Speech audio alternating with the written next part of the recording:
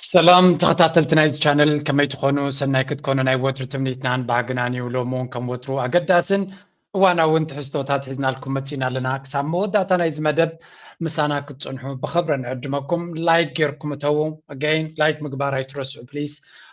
شير ونقبروا ريتوهم تحفوا حناتي تدقفوا تكونوا تخلوا ويون كترموا تخونوا بحنات من قد تراي ريتو صحفوا نتا الجوريزم صبغيو نعنا ون مهبتمي موكسون خوننا بزخونه هلو مارسي ازيا قداسيو معرباو عالم نابي قلتي زخي زلو فتي مكردانا كالن نعنا تراي كون زي تردانا نقول لا ينعم يتردو من هلو let's start here Davos The summit in Davos is over, but Europe's anxieties are not. US President Donald Trump may have stepped back from his threats, but Brussels knows that this is a temporary reprieve. Trump does not let go easily. He always comes back. In fact, fresh reports reveal Washington's new game plan. The US is pushing a new deal with Denmark. It wants to rewrite. انتهي سكيلا دونالد ترامب حماق زخونه بولي دندان سبيو منالبات كتحقو سيلكا دس بليلكا زخونه نجر كتقبرو لتخليقه ابتا ساعتتيا ابتا معلتتيا كتحقو سوت تخليقه تملي سجن كما تسكايو نعقات ناتو بفلا بيروبا فليز بلايو مالت تافليت بالقال كمان تقولص ايه مثلا እዚ ኩሉ ከሸግሮምን ከጨንቆምን ቀንዩ ኣብ ዳቮስ መትዩ ውጋይ ጅምርኔ በሓይሊ ወዛኔ ንግሪንላንድ ፀገም የለን ኢሉ ግን ንዓስ ለዝበለ ድማ ብፀርፊ ንፈረንሳይ ይገድፍ ንጀርመን ይገድፍ ንዩኬ ይገድፍ ንካናዳ ይገድፍ ንኔቶ ይገድፍ ንኩላቶም ኣብኡ ከምኡ የለን ሰዓት ልዕሊ ሰዓት ፀርፍን ውርደትን ነጊፍሎም ከይዱ ሕጂ ከይዱ ምናልባት ተረጋጊ ዝኸውን ኣብ መቸም ተን ዝነብርኦ ነጊፉ ስለ ዘሎ ኢሎም ክምለስ ከሎ ግን እንታይ ስከኢሉ ሰብ እዚ ንኤውሮጳውያን ገለ ይሓሲብሎም ዘሎ ኤውሮጳውያን ካብ ሰብ እዚ ከመይ ኢሎም ክገላገሉ እዮም ኣይፈልጡን እዮም ኣብዚያ ሕጂ ዝበላ ስምዕዋ ናይ መወዳእታ ተበፂሕዎም ኣለሶም ከዓ Never needed them, and that's really the ultimate test. And I'm not sure of that. I know that we would have been there, or we would be there, but will they be there? And let's hope that that never happens. We've never needed them. We have never really asked anything of them. You know, they'll say they sent some troops to Afghanistan or this or that, and they did. They stayed a little back, a little off the front lines, but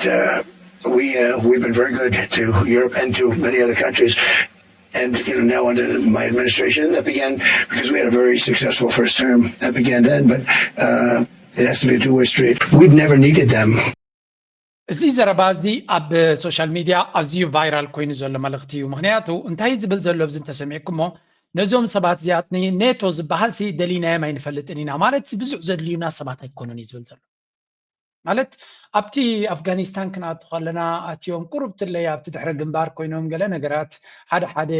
ሓጊዞም እዮም ግን ክንድኡ ዝኣክል ሓገዝ ኢልካ ዝጥቀስ ኣይኮኑን ስለዚ ንሕና ንኔቶ ኣይንደልዮም ኢና ይደልዩና እምበር ኣይንደልዮምን ኢና ስለዚ ምስ ኔቶ ኢልና ንዓታቶም ግምታት ክንህብ እንገብሮ ነገር ንዓና ብዙሕ ከገድሰና የብሉን ወይ እውን ብዙሕ ክንጨናነቐሉ የብልናን ብምባል ኣመና ኣሽካዕላል ዝመልኦ ትዕቢት ዝመልኦ ዘረባ እዩ ብፍላይ ኣብ ብሪጣንያ እዚ ዘረባ እዚ ብርቱዕ ዝኾነ ስምዒትን ግብረ መልስን ይፈጢሩ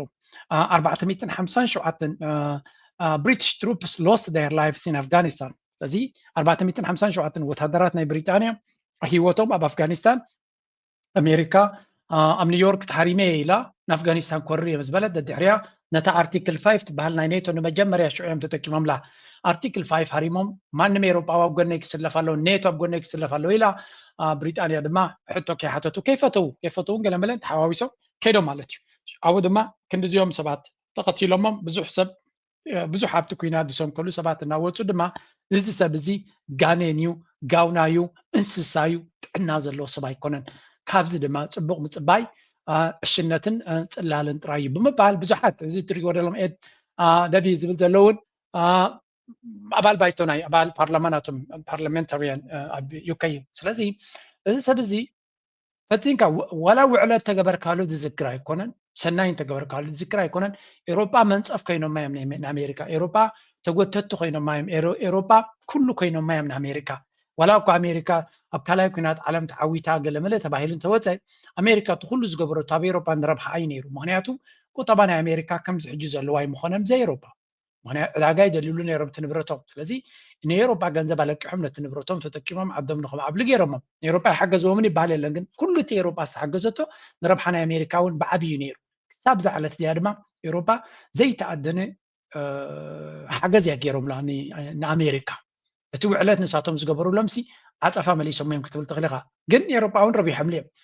እዚ ንሪኦ ዘለና ኩነታት ኣብ መንጎም ተፈጢሩ ዘሎ ግን መወዳእትኡ እንታይ ክኸውን እዩ ማንም ኣይፈልጦን እዩ ናይ ብሪጣንያ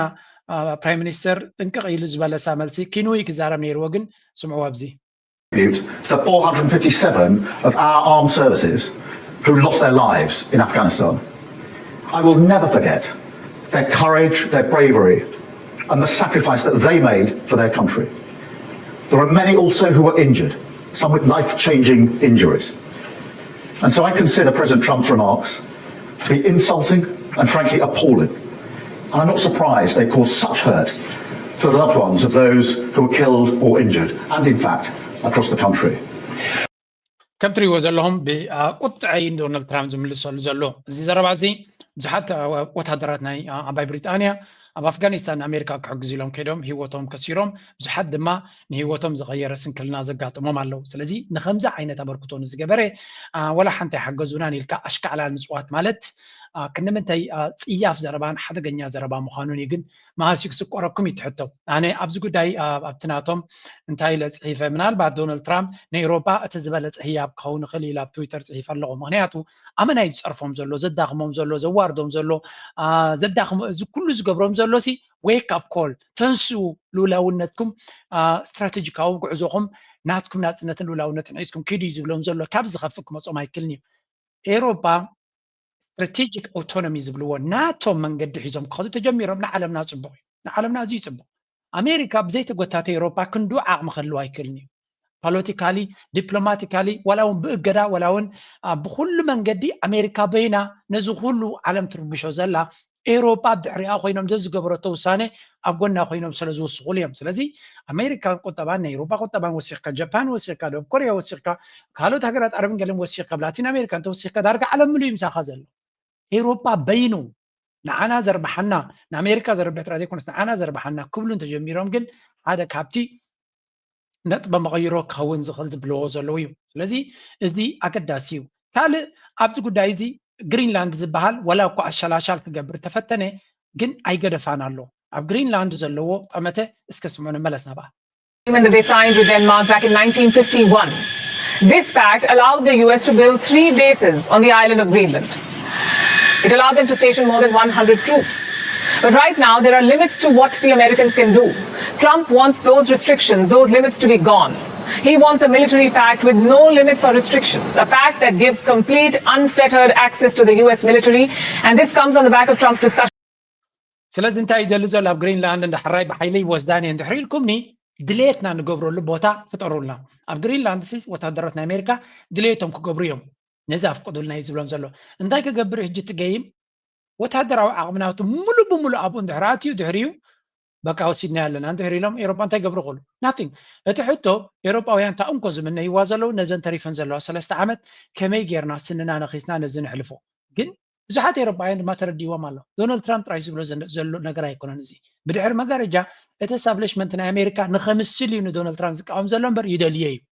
زي ناي امبريال امبيشنس زي ناي ورار حلمن اجندان يدلي ويم سلازي بينو ناي كونن زغبرنا زلو زبل ريتو الناس افحي مصالو سلازي اموداتا اذا غداي زيا تطمطيما ابرسوم كتمص كم تخل بخال منقدون كتمص كم تخل يردو مالو ذاتس واي ابتو على ناتوم تايلوم سكنسمع يوم ساتون تاكيبوم نيرو زاباز غداي زي Greenland now, where in the past hour it's been confirmed that Denmark's Prime Minister is travelling from Brussels to Greenland to meet the territory's Prime Minister. Meanwhile, the European Union says it will defend itself against any form of coercion after President Trump withdrew his threat to levy tariffs on US allies who oppose his plan to take over Greenland. EU leaders held an emergency meeting in Brussels, which finished in the early hours of this morning. Mr. Trump says a framework deal reached with the NATO EU leaders said كم تريوم زلهم تم مرحتنا أوروبا أبزي emergency meeting اليوم تأكيبهم نيرو ما بو جن مبزحت جزء هذا أقداسي وسانة وزنيم جن أبزي كنا تعتزي درو ناترجع قوي مثلو تا president نايت كوميشن زبالة توسكانيش تكن سمع اتمت غاب كتسألن ديو قال إسرح عند اللي هم يمسلونيهم جن وتسي تاوي وسانة جناهي. First on Greenland. We are clearly in a better position than we were 24 hours ago. And tonight we drew the lessons of our collective strategy. So what did we do? First of all, there was, as you said, Antonio, unequivocal solidarity with Greenland and Denmark. Second, we also stood firmly with the 6 member states that were threatened with tariffs. Third point, we engaged very actively with the United States on various levels. We did so in a سنتايم دبل زلو أبز قدانا جرينلاند قرب تسفان ديم رخيبا ممزلو تحدنا ناتهم قرب فري أمتي لهم سلزي أبا قرب تلي تاشمو كون جميرة مالو سلبريت كقبر جميرة مالو جن نوح كتقصل تخلاي مثلا تايم دبل زلو حدنا قرب وتسي تامتي لنا سلزي أب قدانا جرينلاند مجمريا بفصم زي كير متكلا لنا مرقت لنا نسدما جرينلاندن دنماركن زوسنوا أبوم زتعرف قدايم بر ما نمسب إيدك توزخل قداي أيقونات لذي بزيك العالم زينك فرق نوع من عند القفل لو كتيلنا نتنشدش تهجرات دونالد ترامب تعرف جيرك هارمانيان زبالة أبغنني دونبل كما يوروبا حبرت كم سالتين بدما مس أمريكا أكتيف زخون إنجاجمنت تنقبرينا مسوم تلك زخون مزرابن زتن كنا كايد كنت تصلي الناس لذي ولا دونالد ترامب قرب تكيت يدوز صحابن تمثلا نترسن كذا حلون كون غليو نساتهم دما ملو بملو كنك عومينا يبلي اللون بتحدد ما كندك سينا أخا يبلي اللون. Firm but non-escalatory manner. And the fourth point was that we are well prepared with trade countermeasures and non-tariff instruments if tariffs would have been applied. Our correspondent Nick Beek has more. لذي كبراب عينات بدما دونالد ترامب أشكيعو كم قليلو نافت تعريفو كم اللاس ندحر قينو تدالينا لنا نحناون كاونتر نتي نسوق قبرو زغل قرص ويون تعريف كقبر لنا زغل نعوز خاون ملسك نهب تدالينا لنا يمزبرو زلو هذا نقر كردون خلال لو بزوان زي ندحري زردون كوينو بحقي مخنياتو دونالد ترامب حيل تراي زردو حيل انت زي بالكا اب دونالد ترامب ابتي ناتو عمرو اتحساسبا دخو من دحر قينكا ولا حنتي بالكا حيل انت لك ترايو وتصيد زلو حر دونالد ترامب نزيوم محبراتن قال ملمون دفوتو سما يكون بحفشا محبرات قال ملا يو ان قال ملا زخبره يكون ولا اليوروبيان يونيون كبرت يبلو ስለዚህ እዚ ሰብ እዚ ንኤውሮጳውያን ተዛዓበየ ፈተና ክኾኖም ዝኽእል ተዛዓበየ ቻሌንጅ ክኾኖም ዝኽእል ዝበሃል ዘሎ ኤውሮጳ ሕብረት ሓቢርና ንወፅእ ኣለና ይብሉ ኣለዉ ሓንቲ ነገር ግን ዶናልድ ትራምፕ ኣብዚ ናይ ዳቮስ ከይድዎ ዝነበረን ድሕሪኡን ሓንቲ ነገር ነኺሱ መፅኡ ኣሎ እሳ ድማ ንካናዳ ብፍሉይ ታርጌት ክገብራ ከም ዝኽእል እዩ ዝንገር ዘሎ እንታይ እዩ ስኸስ ከስምዑ እዚ Great powers have begun using economic integration as weapons. Tariffs as leverage, financial infrastructure as coercion, supply chains as vulnerabilities to be exploited. Canada lives because of the United States. Remember that, Mark, the next time you make your statements. But Canada doesn't live because of the United States. Canada thrives because we are Canadian. كنتري وزير لغ مارك كارني برايم مينستر ناي كندا ني دونالد ترامب تشالنج مغباري دواص إلو زمرت أي زمسل ناس بزي كتحقس مفتان ترجمي يبلون إلو زغبس أي زمسل سلازي أبتي وورلد إيكونوميك فورم أب دافوس مسؤولين تايلو مبزحتك زي كو طبعا متأسسار كلنا خلو إيكونوميك إنتجريشن زبال عبيت هجرات كما زوار يوم زتقاملو طبعا خمس مساسر كايو بوغيرون كغرفو خان بوغيرون كفرارو خان كتشفشفو خان يوم زنبر سلازي متأسسار كنت انقق يزالنا مس چاينا دي مس امريكا دي مزخون هاجر كنت تاساسر يبلنا زربازي عمل سابيله زمص ولدو لو مكاي راينا ني زلو كن زمص ولدو ኤርትራም ኢትዮጵያ እኮ ጠባ ክትተኣሳሰር ኣለዋ ኢልካ ክትሓስብ ከለኻ ዝሓስብ ወለዶ ክመፅእ ስለ ዝኽእል ክትጥንቀቕ ኣለካ ኢትዮጵያ ኣብ ሃገር እዩ ባህላዊ ስለ ዝኾነ ኤርትራ ምሶም ተተኣሳሲራ ቀልጢፋ ክትረብሕ ትኽእል እያ ስለዚ እቲ ረብሓ ንግዚኡ ፅቡቅ ክመስለና ክእል እዩ ግን እዚ ረብሓ እዚ እንታይ ዝኸውን ወልፊ ዝኾነካ ካብኡ ከምዘይ ትፍለይ ዝገብረካ ሽዑ ነዚኣ ምስ ፈለተቲ ኣብ 4 ኪሎ ዘሎ መርሕ መምሕደራ ናይ ኢትዮጵያ ድዩ ናይ ዝኾነ እንታይ ገብረካ ስኩዊዝ ክገብረካ ክጭብጠካ ይዘሊ ወይ ቁጠባኻ ካብዚ ዕዳጋ ክንበትከካ ኢና ወይ ዓሰብ ክንጥቀመላ ኢና ኣጉድለልና ከምዚ ክንገብር ኢና ነዚ ሃበና ናበለካ እቶም መራሕትኻ ድማ ንመፃኢ ወለዶ የዛረብ ዘለኹ መቐረት ናይቲ ቁጠባን ገለን ስለ ዘስተማቐሩ ከመይ ጌርናማ ካብዚ ተፈሊና ክንነብር ዝብል ኣተሓሳስባ ሰሚዓቱ ሕራይ ናበልካ ልውላውነትካ ከተጥፍእ ትኽእል ኢኻ ስለዚ ኣብ ከምኡ ደረጃ ካናዳ በፂሓ ነይራ ንልውላውነታ መበል 51 ሰይት ክገብረኩም እዩ ምስ በሎም ግን ፈፂንካ ክኸውን ኣይክእልን ኢሎም ተንስኦም እዮም መፂኦም ዘለዉ ስለዚ ሕጂ ምስ ኢትዮጵያ ከምኡ ዓይነት ኢኮኖሚክ ኢንቴግሬሽን ኣለና ይብል ኣለኹም ግን ይነቨር ነው 50 ዓመት ካብ ሕጂ 20 ዓመት 30 ዓመት 50 ዓመት 100 ዓመት ድሕሪ ሕጂ ሰብ እንታይ ክሓስብ ይኽእል ይነቨር ነው ስለዚ ኢኮኖሚክ ኢንቴግሬሽን ኤርትራ ንእሽተይ ሃገር እያ ኢትዮጵያ ዓብ ሃገር እዩ ስለዚ ንሳቶም كمتي ناي إيرترا قوبت أنا حل من زلهم إتي economic integration قبل خلوا كم أسوار كتقاملوا سلز دليو يا نجبتي كمان كم قبروا يوم زلوا جن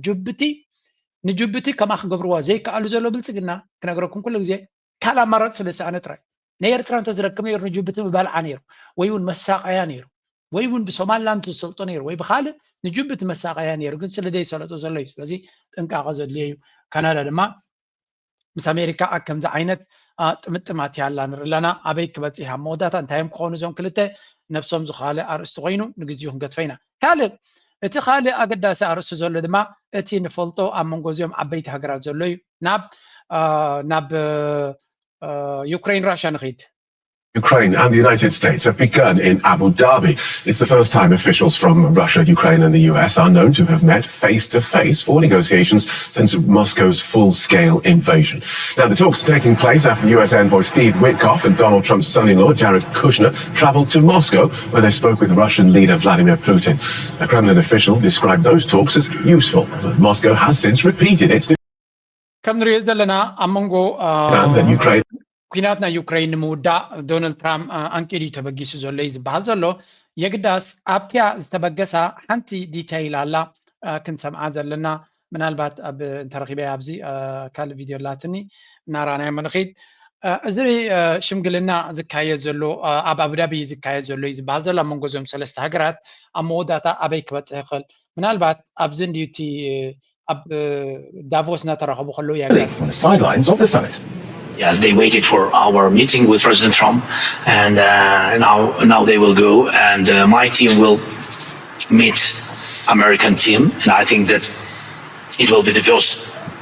trilateral meeting in Emirates. It will be tomorrow and the day after tomorrow. Yes, it will be 2 days meetings in Emirates. كم رياض لنا أب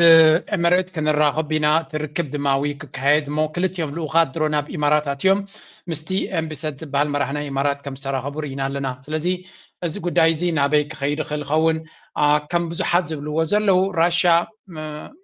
عبد delegation أي سددتنا لا يمزبلو زلو زمالة دما تثبيتات ناتا درود خون كم زخل يمزنو زلو بوغن يوكرين أبيز بله delegation سديدا كم زلا يمزنو زلو سلزي بحفشة إذا كنتات زي نابيك خير خل خون بلبهم كفيتهم عبد كنتات آتيوم زت جيرو مفتعي يمسون يخونوا ولا يمسون نزبل استيل أي تفلتنا لبوغن راشا توب تير نيغوشيترز هاي سددتنا على وايد درجة نيغوشيترز وينت تزاتيتي أيكون سديدا زلا إذا على دما تثبيتات ناتهم درت كلوا كم زل كم درود زخنة تثبيت كم زلهم كابت وتسيت نايتك ما تزخل يوم زبلو زلو قيلاتات but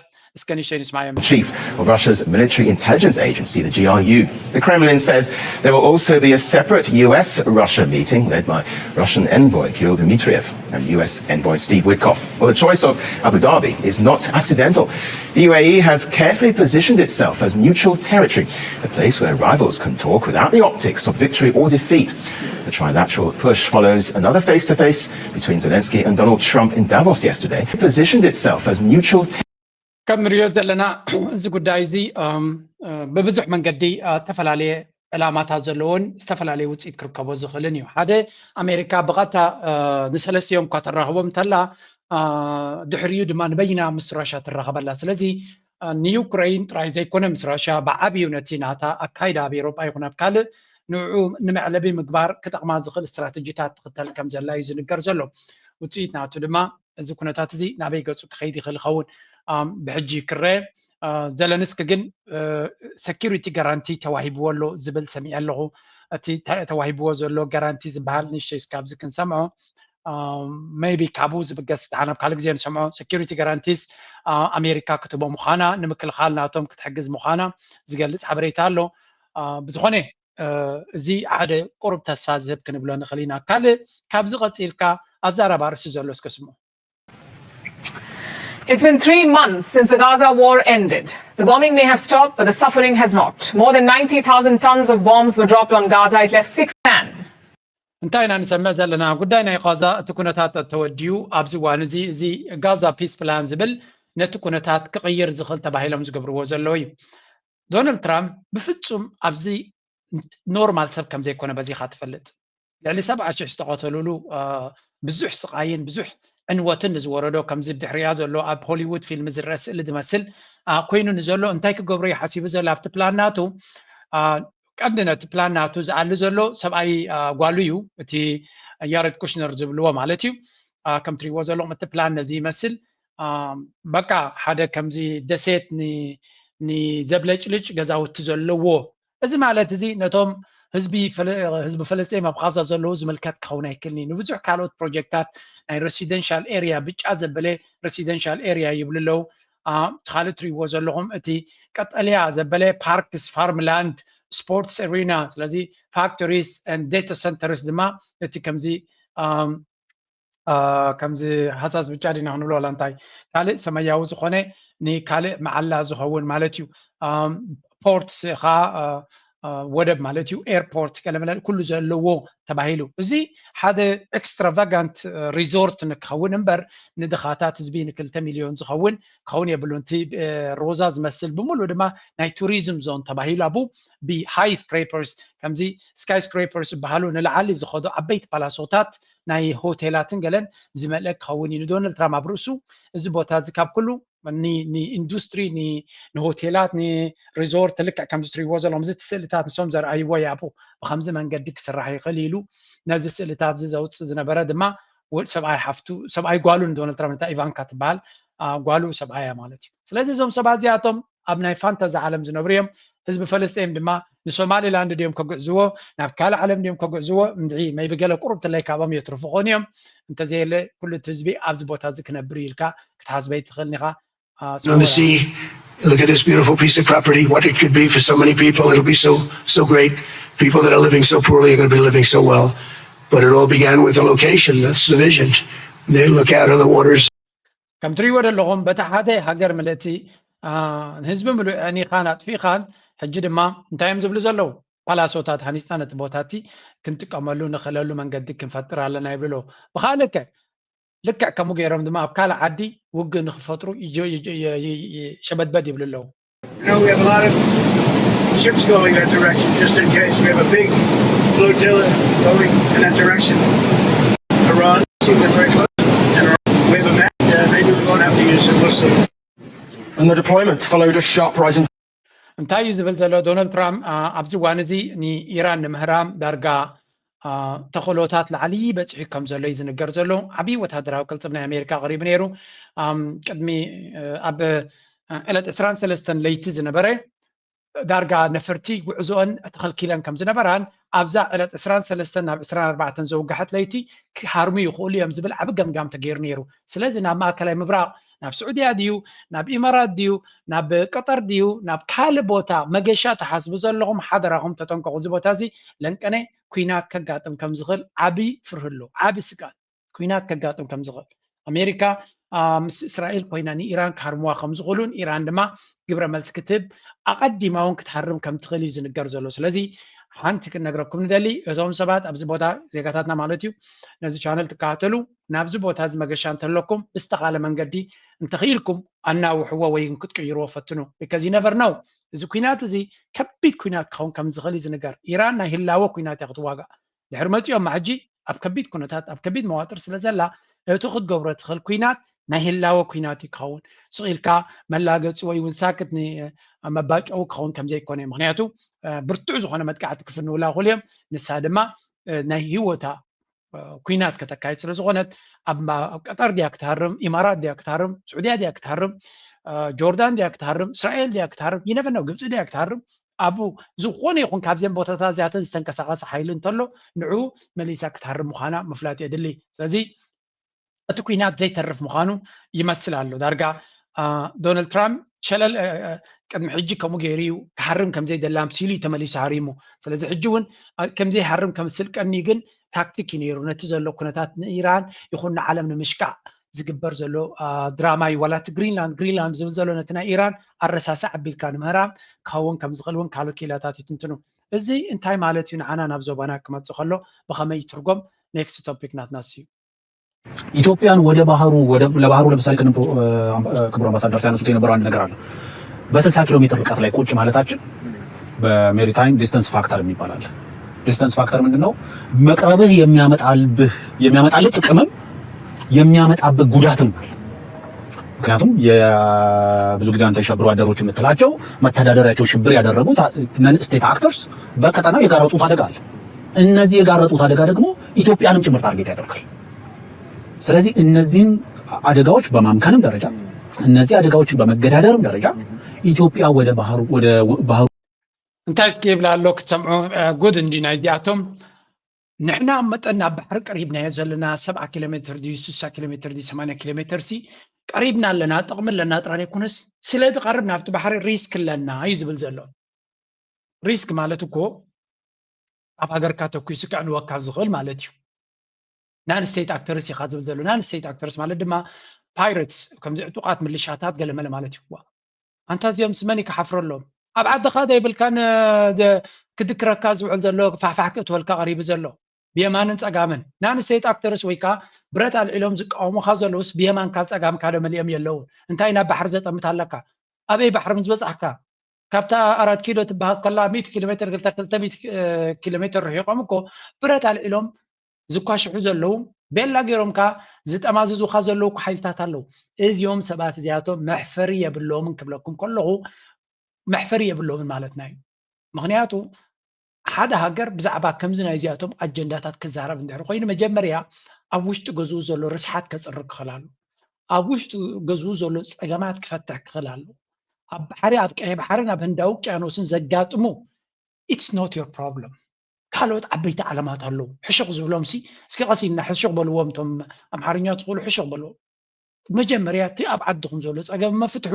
ድሕሪኡ ዓበይቲ ፀገማት ናይ ዓለም ንክንፈትሕ ኢና ዝብል ሸውሃት ኣለኩም ክትፈትሑ ትኽእሉ እዮም ቅድሚ ሕጂ እቲ ፕራይም ሚኒስተሮም ሲ ኣብ ሓደ ዓብ መጋባእያ ከይዱ ዝበሎ እስከ ስምዕዎ Coming to Davos is more dangerous than going to Asmara because there's big difference, at least in terms of weather. The most important thing is this. እንታይ ዝብል ዘሎ መጀመርያ ካብ ናብዚ ቦታ እዚ ናብዚ መጋባእያ ዝክዕደም ዝኽኣለ ናብ ስዊዘርላንድ ማለት እዩ ክበፅዕ ዝኽኣለ ምስ ኤርትራ ዝገበሮ ሰላም እዩ ነይሩ ዓብዪ ዝናን ክብርን ያውሂብዎ ኣብ ብዙሕ ኣፍደገታት ይከፊትሉ ብዙሕ ዕድላት ብዙሕ ክግለፅ ዘይክእል ዕድላት እዩ ፈጢሩሉ ምስ ኤርትራ ሰላም ገይሩ ተባሂሉ ንዓመታት ዝቐፀለ ተፃብኦ ፈትሑ ተባሂሉ እቲ ኤርትራ ዝሃበቶ ኣቀባብላ ኩሉ ድማ ዓብዪ ዝና ሂቡ ሕጂ ካብ እንታይ ዝብሎም ዘሎ ንዚኦም ከባጭቆሎም ይድፍትን ዘሎ ካብ ንዳቮስ ንስዊዘርላንድ ምምፃእ ካብ ንኤርትራ መኻትሲ ናብ ዳቮስ ምምፃእ ዝኸበደዩ ነይሩ ምክንያቱ ናይ ወይዘር ምቅያር ኣሎ ወርሒ ሓደ ስለ ዝግበር እዚ ዋዕላ እዚ ቁርሎ በረድ ኣሎ ገለሎ ናይ ወይዘር ምቅያር ኣሎ ግን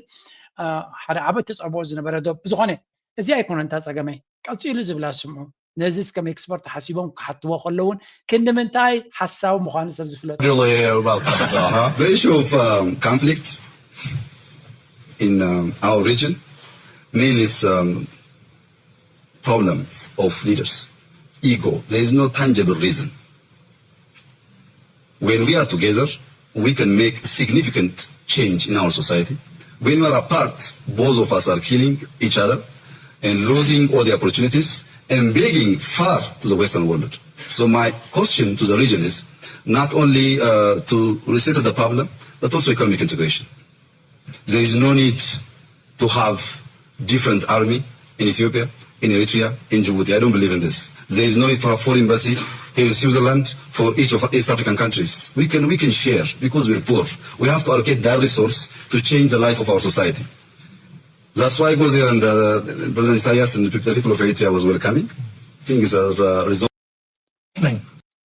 So እንታይ ዝብል ዘሎ እንተሰሚዕኩም ሰብ እዚ እቲ ዝዛረበ ዘሎ ኤግዛክትሊ ኣብቲ መጋባእያ ክሰምዕዎን ዝደልዩ ቃላት ቤላ ገይሮም ቀሪቦም ሂቦም ንዓኒ ትኩስ ኣቢልሎም ስለዚ ብዛዕባ ኮንፍሊክት ወይ ከዓ ተፃቦታትን ሽግራትን ኣብ ቀርኒ ኣፍሪካን ኣፍሪካን ክንዛረብ ከለና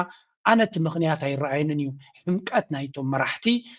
ትዕቢት ናይቶም መራሕቲ ኢጎ ንኣንነት ናይቶም መራሕቲ ዝፈጥሮ ዳ እምበር ፀገም ስለ ዘሎ ይኮነን ስለዚ ኣብ ኣፍሪካ ዘሎ ኣብ ቀርኒ ኣፍሪካ ዘሎ ፀገም ክፍታሕ ዘይክእል ፀገም ኣይኮነን ዘሎ ብዓብዩ ድማ ኣብ መንጎና ዘሎ ኣብ መንጎ ኤርትራን ኢትዮጵያን ኣብ መንጎ ኤርትራን ጅቡትን ዘሎ ንናተን ሰራዊት ክህልወን እውን ኣይግባእን እዩ ምክንያቱ ድኻታት ሃገራት ህዝቢ ስለ ዝኾንና ሓደ ሰራዊት ጌርና ዋጋታት ንሰራዊት ነውፅኦ ዘለና أبكال كنت كمال نخل قطباوي integration تقدمي زربكم صنعكم قطباوي متأسسار دما أتوم كمفتعيو أنا أمنتي إثيوبيان إيرتران جبتي وين كالون إمباسيتاتون اللي ناني حادي إمباسي كلون نازلون نبلي تزربوا بزي زربازي كافريقيا كوتس أي سمعونيهم بزي exact لغيرو بزي غيرك أنيوم كابزيادة ما تانوبيل برايسنج قلن بويا كمتسم رصر حادي أبت كبابي زبز حكوينا زجمرة بزوع قرقر زقبرة بزوع دم زفسسة جنوسايد فترة كالي تقام كالي سدة كارتة زفترة مرة حدا ما بعليو سلزت هيبوكراسي ويونتي شعوكم مخبر مدى باين برون كتبل تخلي خاقن السبزك ساعة كني تواسعي مخانو نزلوا عدلات بخمي كتكمل لهم كم زغلن كباخنهم يخلط رايدي كونس تدق إمكاني مكحف تقولون حسابات مالتي كن منتاي ركعت زلوا أكايدا كخيز زغل سمخانو إنا نرزلنا حجون انتخوني حجون نزح حج زقات موزلو بده بخميك سقرو كم زغل بفلاي ناب إيرترا زغنع زقبرو وزلو ببزح من قدي زفنو وزلو بروباغندا كنرينا جن أبزو وانزي اتزعبي يتسقم كوين ومزلو بعلاتهم كالو قدايوم يس لنكني من البات نتيناتو ميديا زكاتاتلو بزح سب كلي كلني جن أبزي معالت زيدي ولاك كم تري وزلهم أصوار علني بمبالن جيتات علني كالا علني بمبال بروباغندا سفع زخوني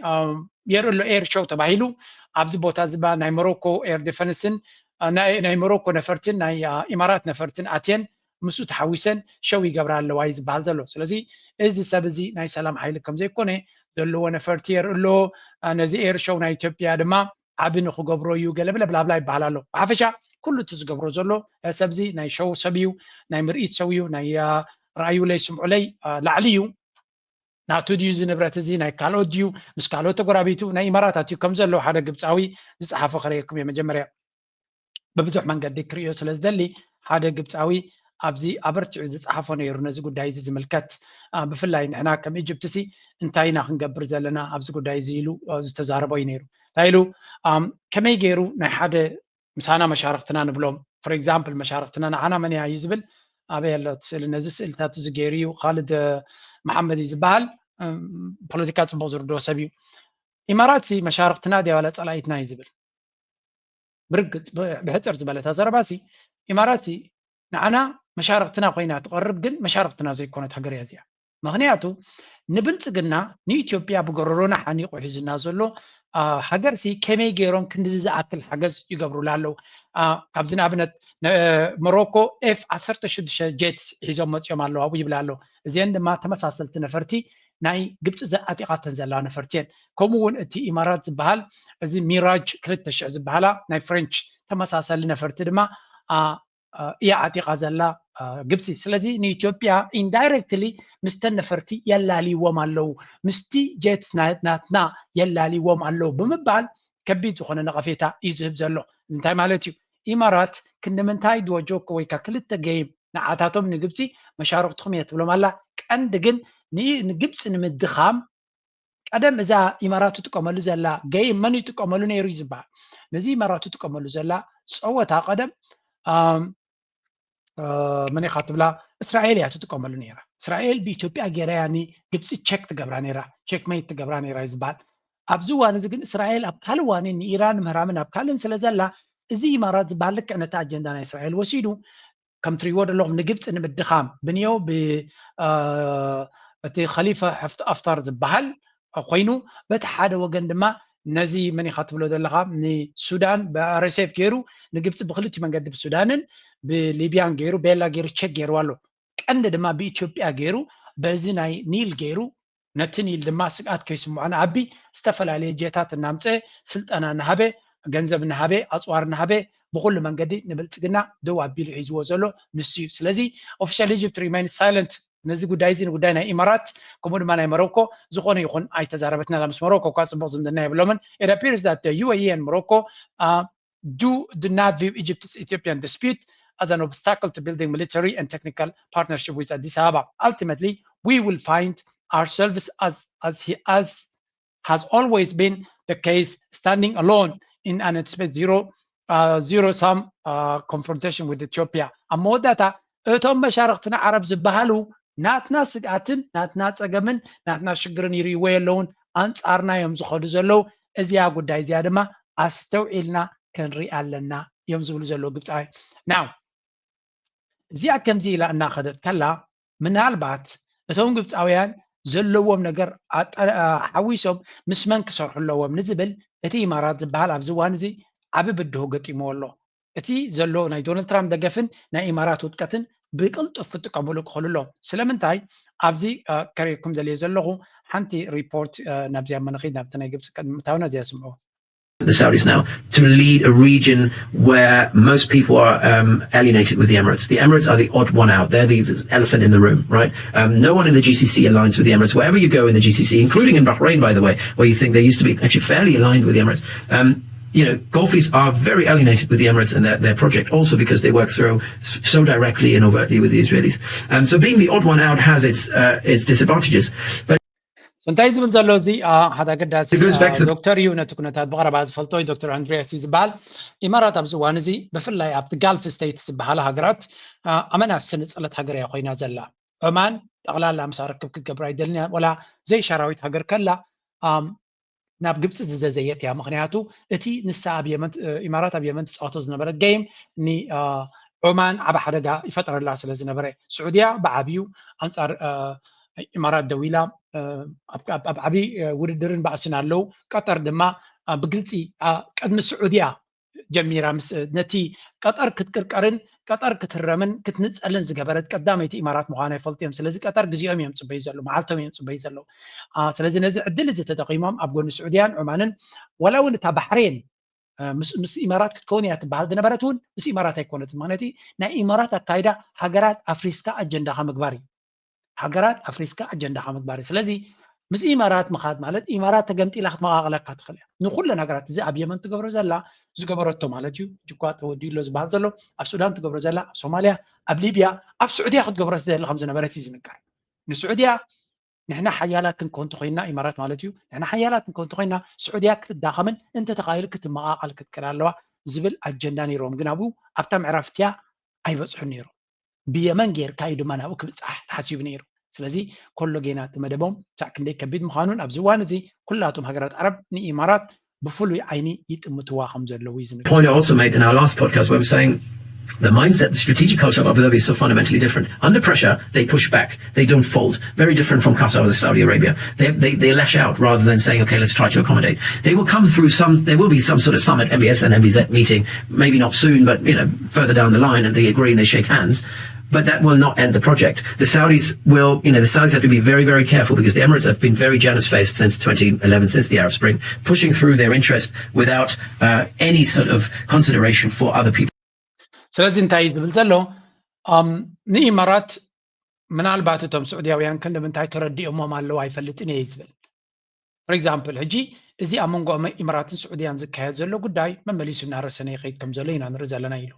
ግን ኣብዚ መፅእ ዘሎ ኣዋርሕ ድዩ ሶምናት ድዩ ብዝኾነ ግዜ ንክልቲኦም ከራኽቦም ክፍትኑ እዮም ዝተፈላለዩ ሓይልታት ፑቲን ድዩ ክገብሮ ቻይና ድያ ክትገብሮ ኣሜሪካ ድያ ክትገብሮ ኤውሮጳ ድዩ ክገብሮ ከራኽቦም እዮም ሰላም ከባህልዎም ይኽእሉ እዮም ኢማራት ግን ፖሊሲናታን ስትራቴጂናታን ክትገድፍ ትኽእል እያ ኢልካ ክትግምት የብልካን ስዑድያውያን ክሸኽዑ የብሎም ናብ ኣይብሎ ኢማራት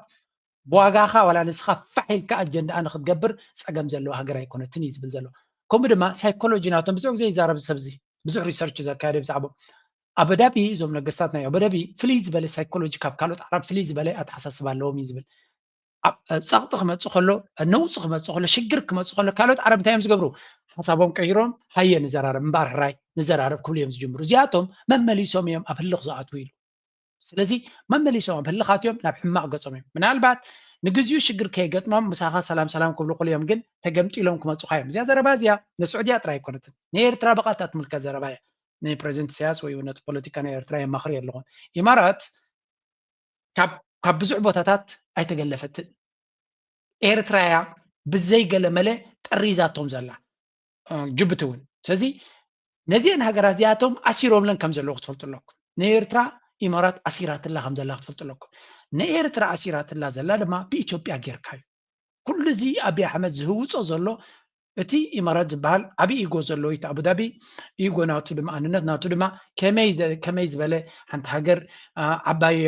ዓሰባይ ትጥቀመልና ዘላ ብላ ብላ ብላ ብላ ምሳይ ኮይና ደይ ትሰርሕ ከመይ ገይራ ንዓይ ከተውፅኣኒ ክኢላ ዝብል ዘረባ እዩ ስለዚ ነዚ ስርዓት እዚ ነዚ ኣብ ኤርትራ ዘሎ መንግስቲ ንምፍንቃሉ maybe let's say በአታቶም ተሐሳስባ ማለት ግን ዚ ቢሊዮን ኢሎም ገሚቶም ነይሮም ወየዳት ጂኦፖለቲክስ ስለተቀየረ ሕጂ ናብ ኤርትራ ጥራይ ከተኩሪ ቃሉ እምበር ንኤርትራ አሲሮም ላ ከም ዘለዎ ምግማት የድሊ ሳይኮሎጂ ናቶም አተሐሳስባ ናቶም እንታይ ምዃኑ ይነግረና ኣሎ ስለዚ ነዚ ምስትውዓል አገዳሲ ነይሩ ኣነ ካብ ናተይ ርእቶ አይ ዊሽ እዚ ናይዚ ስፒች ኣብ ኤርትራ ኣብቶም ኤሊት ናይ ኤርትራ እንተድበፅሕ እውን ምክንያቱ ብዙሕ መፅናዕቲ ዘካየደ ብዛዕባኦም ስለዚ I mean ኤርትራ ይፈልጥዎን እዮም ይብለኩም የለዎም but still ኩሉ ግዜ ተወሳኺ ሓበሬታ የድልየካ ሰብ እዩ ፕሬዚደንት ኢሳያስ ሰብ እዩ ኣምላኽ ኣይኮነን ሰብ እዩ የማነ ገብረ መስቀል ሰብ እዩ ካልኦት ፖለቲከኛታት ሰብ እዮም ስለዚ you always need information እንታይ ማለት እዩ ግን maybe they got the information maybe they watched the video maybe they have better information no problem ni ስዑድያ ዝኣክል ከም ማኽር ዝኻለት ኮይኑ ሓበሬታ ኣለዎ ግን ኩሉ ግዜ ሓበሬታ ድማ የድልየካ ስለዚ ነቲ ሳይኮሎጂ ናይቶም ሰባት ምንባብ ኣገዳሲ እዩ ኢለ ይግምታነ ብኸመይ ኣምፅልኩም ዛ ቪድዮ ነው ወሓያ ነይራ ኬትኩም ክሰምዑ ትኽእሉ ኢኹም ኣብ I don't know, people's interests or community interests or other neighbors' interests. And unless something fundamentally changes in the calculation and the calculus within Abu Dhabi that they might... ሕጂ እንታይ ክነግረኩም የመሲልኩም ኣነ ለንቀነ ርእያ ዘለኹ እዚኣ ትሪእዋ ዘለኹም ስእሊ ኣብ ሶሻል ሚድያ ብብዝሒ እያ ትዘውር ዘላ እንታይ ትሪኡ ኣለኹም መሲልኩም ኢማራት ኣብዚኣ ከሪአኩም እየ መጀመርታ ስእሊ ድሓር ከሪአኩም እየ እዚ ትሪእዎ ዘለኹም ኣበይ ኣላ እሞ በዚያ ንጀምር UAE military cargo plane just landed on a secretive island air base in Yemen. ናይ ኢማራት ነፋሪት ኣብ ኣዝዩ ምስጢራዊ ማንም ዘይፈልጦ air base ኣብ ወሪዳ ኣበይ ቦታ እዩ air base እዚ እንድሕር ኢልካ ድማ the base but here is what's odd no one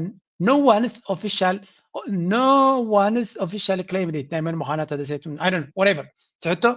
እዚ ቦታ እዚ the base is on Mayhoon Island ባል Mayhoon Island is ባል እሱ ድማ right at the mouth of the Red Sea where global shipping traffic squeezes through ስለዚ ኣብታ ባብኤል መንደብ ልግብ ኢላ ዘላ ዛ ደሴት እዚኣ ኣብዚኣ ቦታ እዚኣ ድማ እንታይ ሰሪሖም እዮም ዝብሉ ዘለዉ ከሪአኩም እነዚ ንእስራኤል እዮም ህያብ ሰሪሖም ላ ኢማራት ዝበሃል ዘሎ good ኢና ንሰምዕ a mysterious air base has appeared in satellite images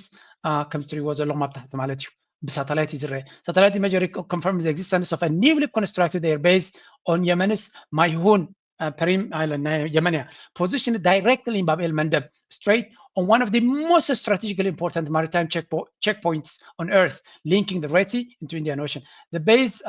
first appeared, says this ቦታ እዚ ኣብቲ ቀንዲ መሕንቆ ዝበሃል ዚያታ ደሴት ኣብዛ ንእሽተይ ደሴት ድማ ኤርቤዝን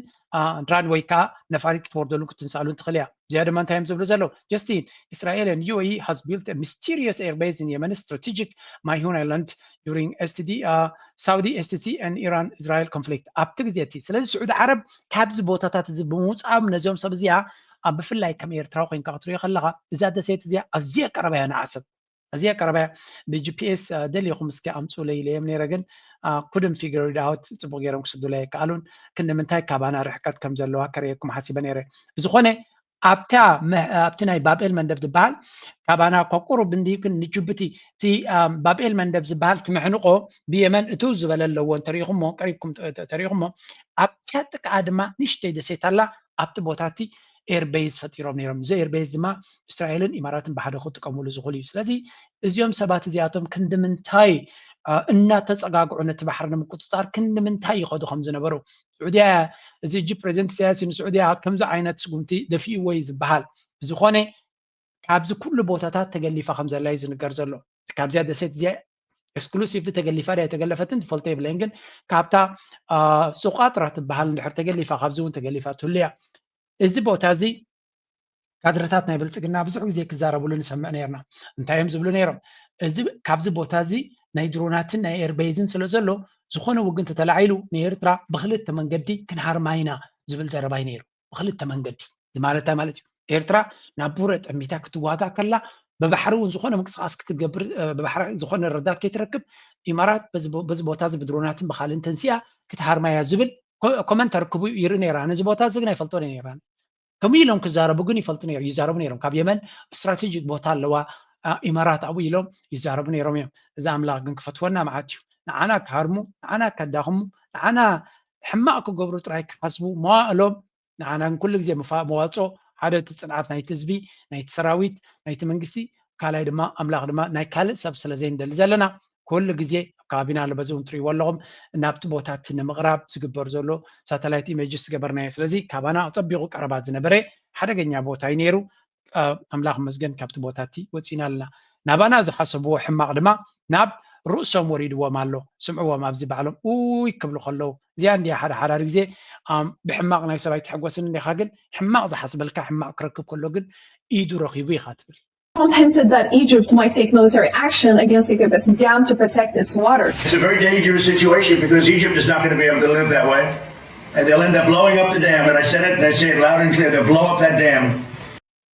እዚ ዶናልድ ትራምፕ እዩ ኣብ 2020 ዝበለ እዚ እዚ ጋዚ ንግብፃውያን ማይ ዝኽልክሎም እንትኮንኩም ወሊዕኩም ግደፍዎ ኢሉ ነይሩ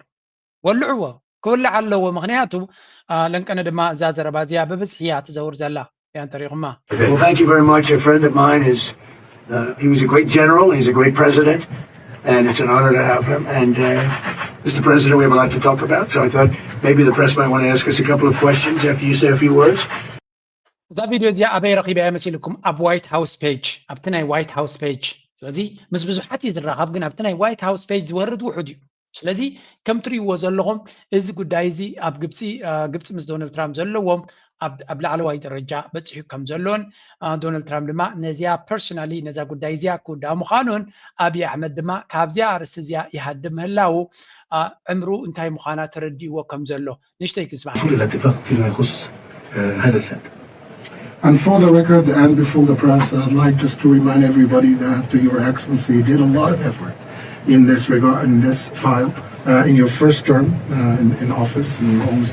had a deal, and you did everything in your power at the time to get this deal done. فخامة الرئيس كل التقدير والاحترام لفخامتك. Mr. President, accept our highest appreciation and respect. Well, thank you very much. So ከም ትሪእዎ ዘለኹም ኣብ ዝሓለፈ እዋን ፅቡቅ ጌርካ ፈቲንካ ነርካ ኢኻ ኣታሊሎምካ ዳ እምበር እናበለ የንክሶ እዩ ዘሎ ዶናልድ ትራምፕ ድማ ካብኣ ተቐቢሉ ነዛ ጉዳይ እዚኣ ሓድዩ ክገብራ ምዃኑ እዩ ዝነግር ዘሎ ከም ትሪእዎ ዘለኹም It's one of the largest dams anywhere in the world. It was financed by the United States, and it basically blocks the Nile River. You know, when I think of Egypt, I think about the Nile more than any other place, in all fairness. But it goes through Ethiopia.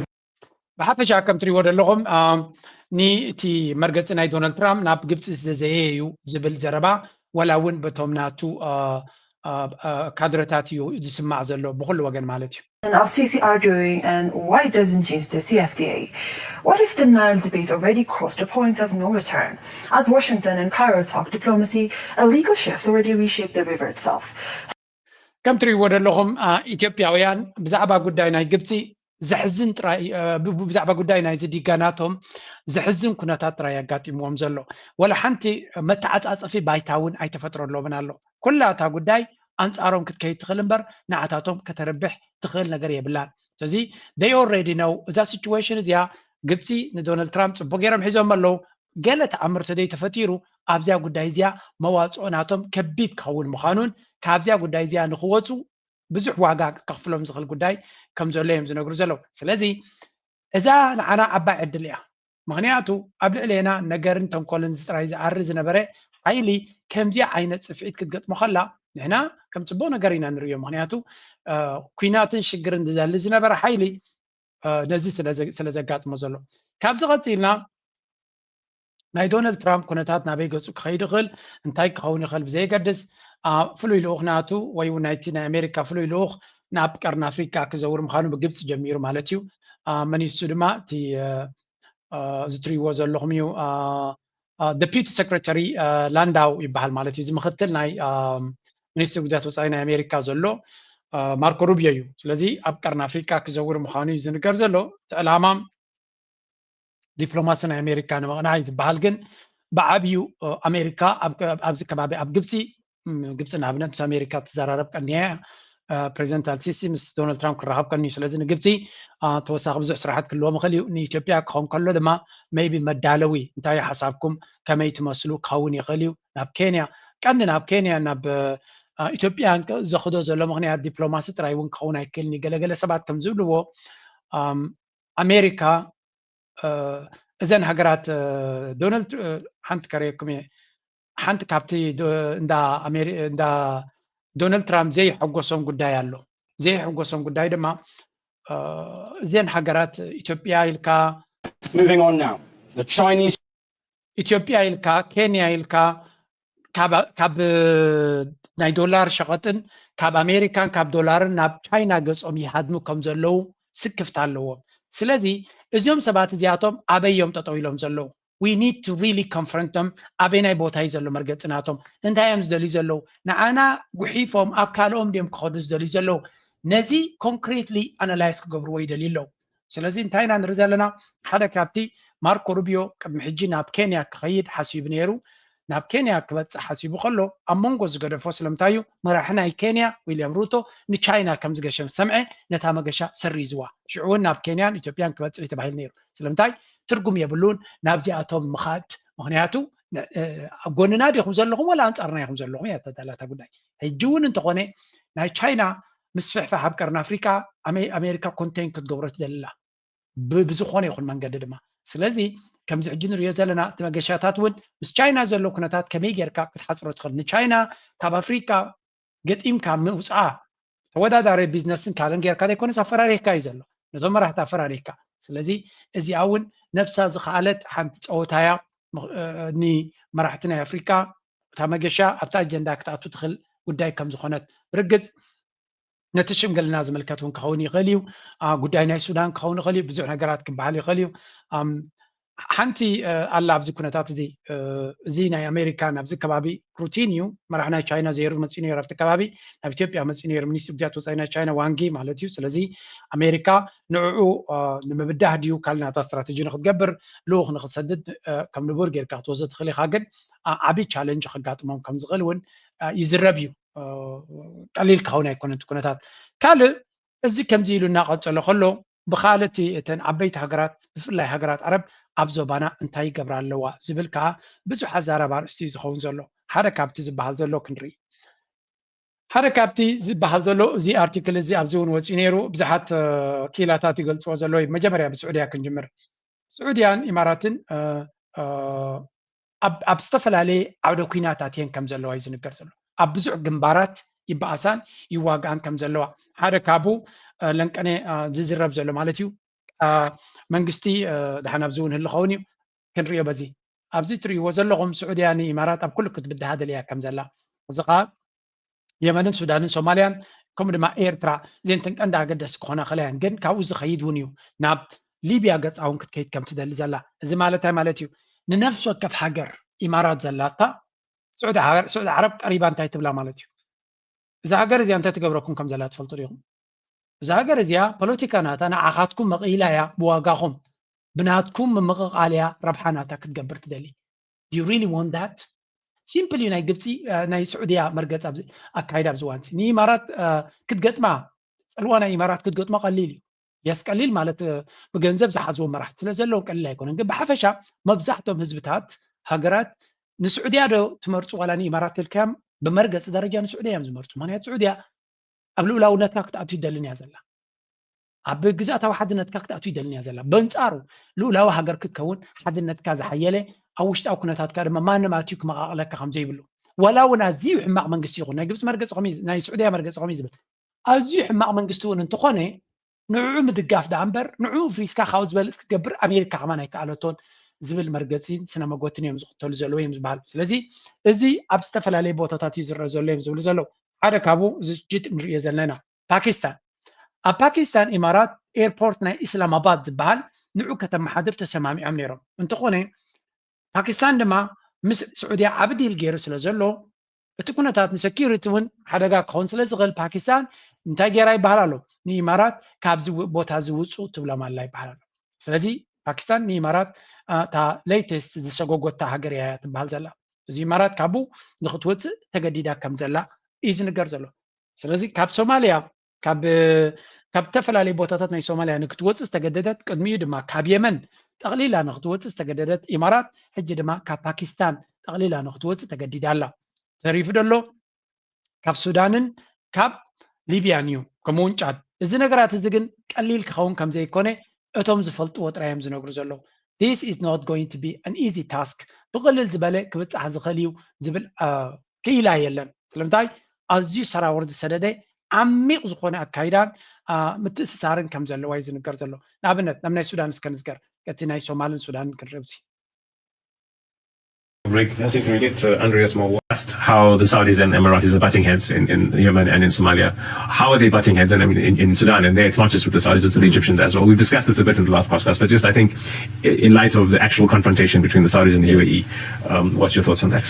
Same problem, same pattern. Again, the Saudis accuse the Emiratis quite rightly of their exercise of secessionists via the RSF to kind of create another enclave in Sudan, one that threatens territorial integrity. And obviously, Sudan is worse than Yemen, it's worse than Somaliland, and even Libya in terms of the level of violence and the atrocities that have been committed. I think it's right now the worst humanitarian crisis in the world is in South Sudan, and it's been triggered and maintained by the RSF. You know, there are estimates in that in Al-Fasher, nearly 100,000 people were killed. እንታይ ዝብል ዘሎ እዚ ኤክስፐርት ከም ዝብሎ ዘሎ ከምቲ ኣብ የመን ዝነበረ ኩነታት ኣብ ኩሉ ተመሳሳሊ ግን ካብ ኩሎም ግን ዝገደደ ኣብ ሱዳን እዩ ዝረአ እቲ ፀገም ኢማራት ሕማቕ ዝገበረቶ ኣብ ሱዳን መግለፂ ይርከቦን እዩ ዳርጋ ዓለም ሙሉእ ኣብ ዛዕቦ ትዛረብ ዘላ ብፍላይ ሕጂ ድማ ኣብዚ ዲፕሎማስያዊ ስዕረት ኣጋጢምዋ ዘሎ ዳርጋ ነቲ ዓቢሳቶ ዝነበረት ብምሉእ ተፈንጂሩ ወፂኡ ከም ዘሎን ብብዙሕ መንገዲ ድማ ይዝረብ ከም ዘሎን እዩ ዝንገር ዘሎ ስለዚ እቲ ኣካይዳ ተመሳሳሊ ታክቲክ እዩ ንሃገር ክብትን ዝደሊ ሓይሊ ገንዘብን ገለን ሂብካ ትሒዝካ ንሱ በዓሉ ከም ዝገብሮ ዘሎ ትገብር ግን ኩሉ እቲ ዝግበር ዘሎ ሎጂስቲክስ ግን በዓልካ ብዝተፈላለየ መንገዲ ትውድበሉ ማለት እዩ ስለዚ እዚ ኩነታት እዚ ድማ ከቢድ ዝኾነ ፀቕጢ ክፈጥር ከም ዝኽእል ንኢማራት ድማ መመሊሱ ኣብ ሕማቕ ስእሊ ክትመፅእ ይገብራ ከም ዘሎ ንኣቡዳቢ ብፍላይ within days slaughtered by the RSF, and it's enabled by the Emirates. And what is through their funding of the RSF, the delivery of arms to the RSF. And what is particularly problematic is, despite all the negative publicity, all the things that you've been talking about, other podcasts have been talking about, the media has been talking about. Saudi was really in the limelight for quite a while. The Emiratis haven't backed down. They've actually continuously delivering arms to the RSF. This is going on as we speak. And there is intelligence in there. There is evidence in there. This evidence. ሕጂ እንታይ ዝብል ዘሎ ብዘይገድስ እንታይ ዓይነት ተጻቦታት ይመጽእ ኣሎ እንታይ ዓይነት ሽግር ይመጽእ ኣሎ እቲ ኢማራት ዝበሃል በቲ ንሱ ዝመልኮም ሰባት ገይሩ ይቕፅል እዩ ዘሎ ስለዚ ዓለም ግደፍ ትበሎ ወላ ሕማቕ ተግባራት ናቶም ኣብ ጀኔና ድዩ ከምኡ ድማ ኣብ አልፋሸር ድዩ ኣብ ካልኦት ከተማታት ናይ ዳርፎር ዘጋጠመ ህልቂት ንዓለም ሙሉ ደስካሕክዕን ኣሰንባድን ኣብ ዝኾነሉ ብፍላይ ድማ ጉዳይ ናይ ቃዛ እናዝሓለ ይኸይድ ስለ ዘሎ እቲ ሚድያ እውን ከይፈተወ ሞር ኣቴንሽን ነዚ ናይ ሱዳን ክገብረሉ ኣቓልቦ ክቦ ይጅምር ስለ ዘሎ እቲ ጉዳይ እቲ ናበይ ገፁ ክበፅሕ እዩ ንዝብል መመሊሳ ኢማራት ትምለስ የላን ዝኻ እንታይ እዩ ናይ እስራኤል ሎቢ ድጋፍ ይባ ስለ ዘሎ ኣብ ዋሽንግተን ከም ድሌታ ንክትቅፅል ይገብራሎ ስዑድያ ግን ኣብተን ቀርኒ ኣፍሪካ ዘለዋ ሃገራት እንኮላ የመን ሓዊስካ መራሕቲ ናይተን ሃገራት ምስ ስዑድያ እዮም ደው ኢሎም ዘለዉ ምክንያቱ ስዑድያ ንልኡላውነቶምን ንግዛታዊ ሓድነቶምን ስለተኽብርን መርገፂ ናይ ስዑድያን ናቶምን ሰላምን ርግኣትን ኣብቲ ዞባ ክህሉ ስለደሊ ዘላ ስለዚ ኤርትራ ድዩ ሱዳን ድዩ ሶማልያ ድዩ ጅቡቲ ድዩ ከምኡውን ናይ የመን መራሒ ኣብ ጎኒ ስዑድያ እዮም ዘለዉ ምግምጣሉ ኣቢ ሓዊስካ ንሕሜቲ እቲ خليفة هفتر زبالنا ليبيا كم دما تنا SSC زبال زنبر جهادي مزلو زياتهم دما اتهم افغان امارات تطويلهم زلو يمزلو زلو ስለዚ ብዙሕ ሪፖርታት ይወፃሉ እቲ ሽግር ኣብ መንጎ ዜን ክልቲን ሃገራት ዘሎ ድማ ንብዙሓት ሃገራት ኣከቢድ መዋጥሪ እትይወን ከም ዘሎ ግብፂ ብርግፅ ኣብ ጎኒ ስዑድያ ጠጠው ኢላ ኢማራት ነቲ ናታ ረብሓ ሓደጋ ትእትወላ ወላ እኳ ብዙሕ ገንዘብ ሂባታ እንተላ ግን ብግምጣሉ ድማ ሓደጋ ተምፅኣላ ዘላ ሃገር ምዃና ተገንዚባላ ስለዚ ከመይ ጌርና ካብዚ ንወፅእ ወይ እውን ምስ ከማና ዝኣመሰሉ ክንሰለፍ ኣለና ዝብል እዩ ቱርኪ ንረብሓ ቱርኪ ፅልዋናት ኣብ ቀርኒ ኣፍሪካ እንተሪኢኻዮ ስዑድያ እያ ተውሕሶ ሓያል ሶማልያ ንክትሉ ብፍላይ ድማ ኣብ ሶማልያ ቱርኪ ሓያል ሶማልያ ክትሉ እዩ ዝደሊ ምክንያቱ ዓብዪ ኢንቨስትመንት ገይሩ ስለ ዘሎ ንብሙሉእ ሶማልያ ሰርቭ ክገብር እዩ ዝደሊ ኢማራት ግን ክትመቃቅሎ ጥራይ ትደሊ ነይራ ስለዚ ኢማራት ካብ ቱርኪ ካብ ሶማልያ ንክስጎግ ካብ ሱዳን ንክስጎግ ካብ ኩሉ ቦታታት ክስጎግ ቱርኪ ይደሊ እዩ ፓኪስታን ተመሳሳሊ ምስ ምክንያቱ ኢማራት ምስ ህንዲ ትሰርሕ ዘላ ብቐጥታ ፓኪስታን ምስ سعودية زلوا نجار كحيل كخلاله أب كبابي ناتنا خدمة خلنا جبتي سعودي أرابيا كم زين بلالنا أب قرن أفريقيا نمسا قرن أفريقيا زلا impact on Ethiopia Eritrea تجراي لو مالو أب the situation is أب Ethiopia Eritrea زلوا tensions أب قمتي تيغا كلت يوم حالتات كل ناب أنصار حالتات يوم زلوا مالتيو إرترا مس سعودية لا مس قبت لا مس قالوا حالتات مس أفغان له أبد ما ملو بملو بإمارات كمان ما بإسرائيل يدفع كم زلوا يزنقر. سلزي that creates a medium term جي أمونجوزيوم حالتات زلوا تأجمي فترة له تجراي كعب كم يكون تطلع تجراي كنا تطرينا أو شتاء بوليتيكا من مغال معناته تجراي سلم تأبزينا هجرات كنزارب كلنا ياتون تلك نان ستيت أكتر يمكن حيل خلوه زي ما قستاو تكالي وي زي ما قستاو حيلي وتدرو حيلي زلويو دحر سو سنغزي بزعبا فانو ناب كم اناليسيس كاتو كم زغل معناتو فانو مسكالوت ناي دغ حيلتاتون الاينسس كفتر زغل مخانكم كون علنا يلومونتم فانو يزارب سلا زلو now premature alignment is driven by fear of inevitable Ethiopia-Eritrea conflict. ስለዚህ እቲ ኢትዮጵያ ናብ ኤርትራ ክትገብሮ ትኽእል ኩናት ድማነቶም ኣብ ትግራይ ዘለዉ ኢሊት መርገፂናቶም ከፍልጡ ገሊኦም ናብ ኤርትራ ገለ ድማ ናብ ብልፅግና ንክወድቕ ገይርዎም ኣሎ ይበሃል ኣሎ ስለ the new dynamics reduces urgency allowing Tigrayan elites to potentially unify into a broad-based political reform. ስለዚ እቲ ኣብ ትግራይ ዘሎ ኩነታት ናቱ መንገዲ ክፈጥር ይግደድ ኣሎ እቲ ምዕራፍ እውን the TPLF must acknowledge its decline. ስለዚ TPLF ዋሓት ንሱ ተዓልዩ ነቲ ሰራዊት ሱዳን ድዩ ነቲ ሰራዊት ናይ ትግራይ TDF ዝበሃል ስልጣን ይብድ ገለ ነገር ክገብሩ ከም ዘለዎ ሰቕቲ ይመፆም ኣሎ risks and scenarios. Eritrea may feel less burdened reducing its incentive to support the TPLF. ስለዚ ኤርትራ ካብቲ ወጥር ናይ ኩናት ቁሩብ ዝተረጋገት ትመስል ምክንያቱ እቲ ኩነታት ናብ ካልኦት ሰዲዳቱ ስለ ዘላ ይብሎ ዘኻንታይ ማለት እዩ ኣብ ጉዳይ ናይ ሱዳን ትኾነ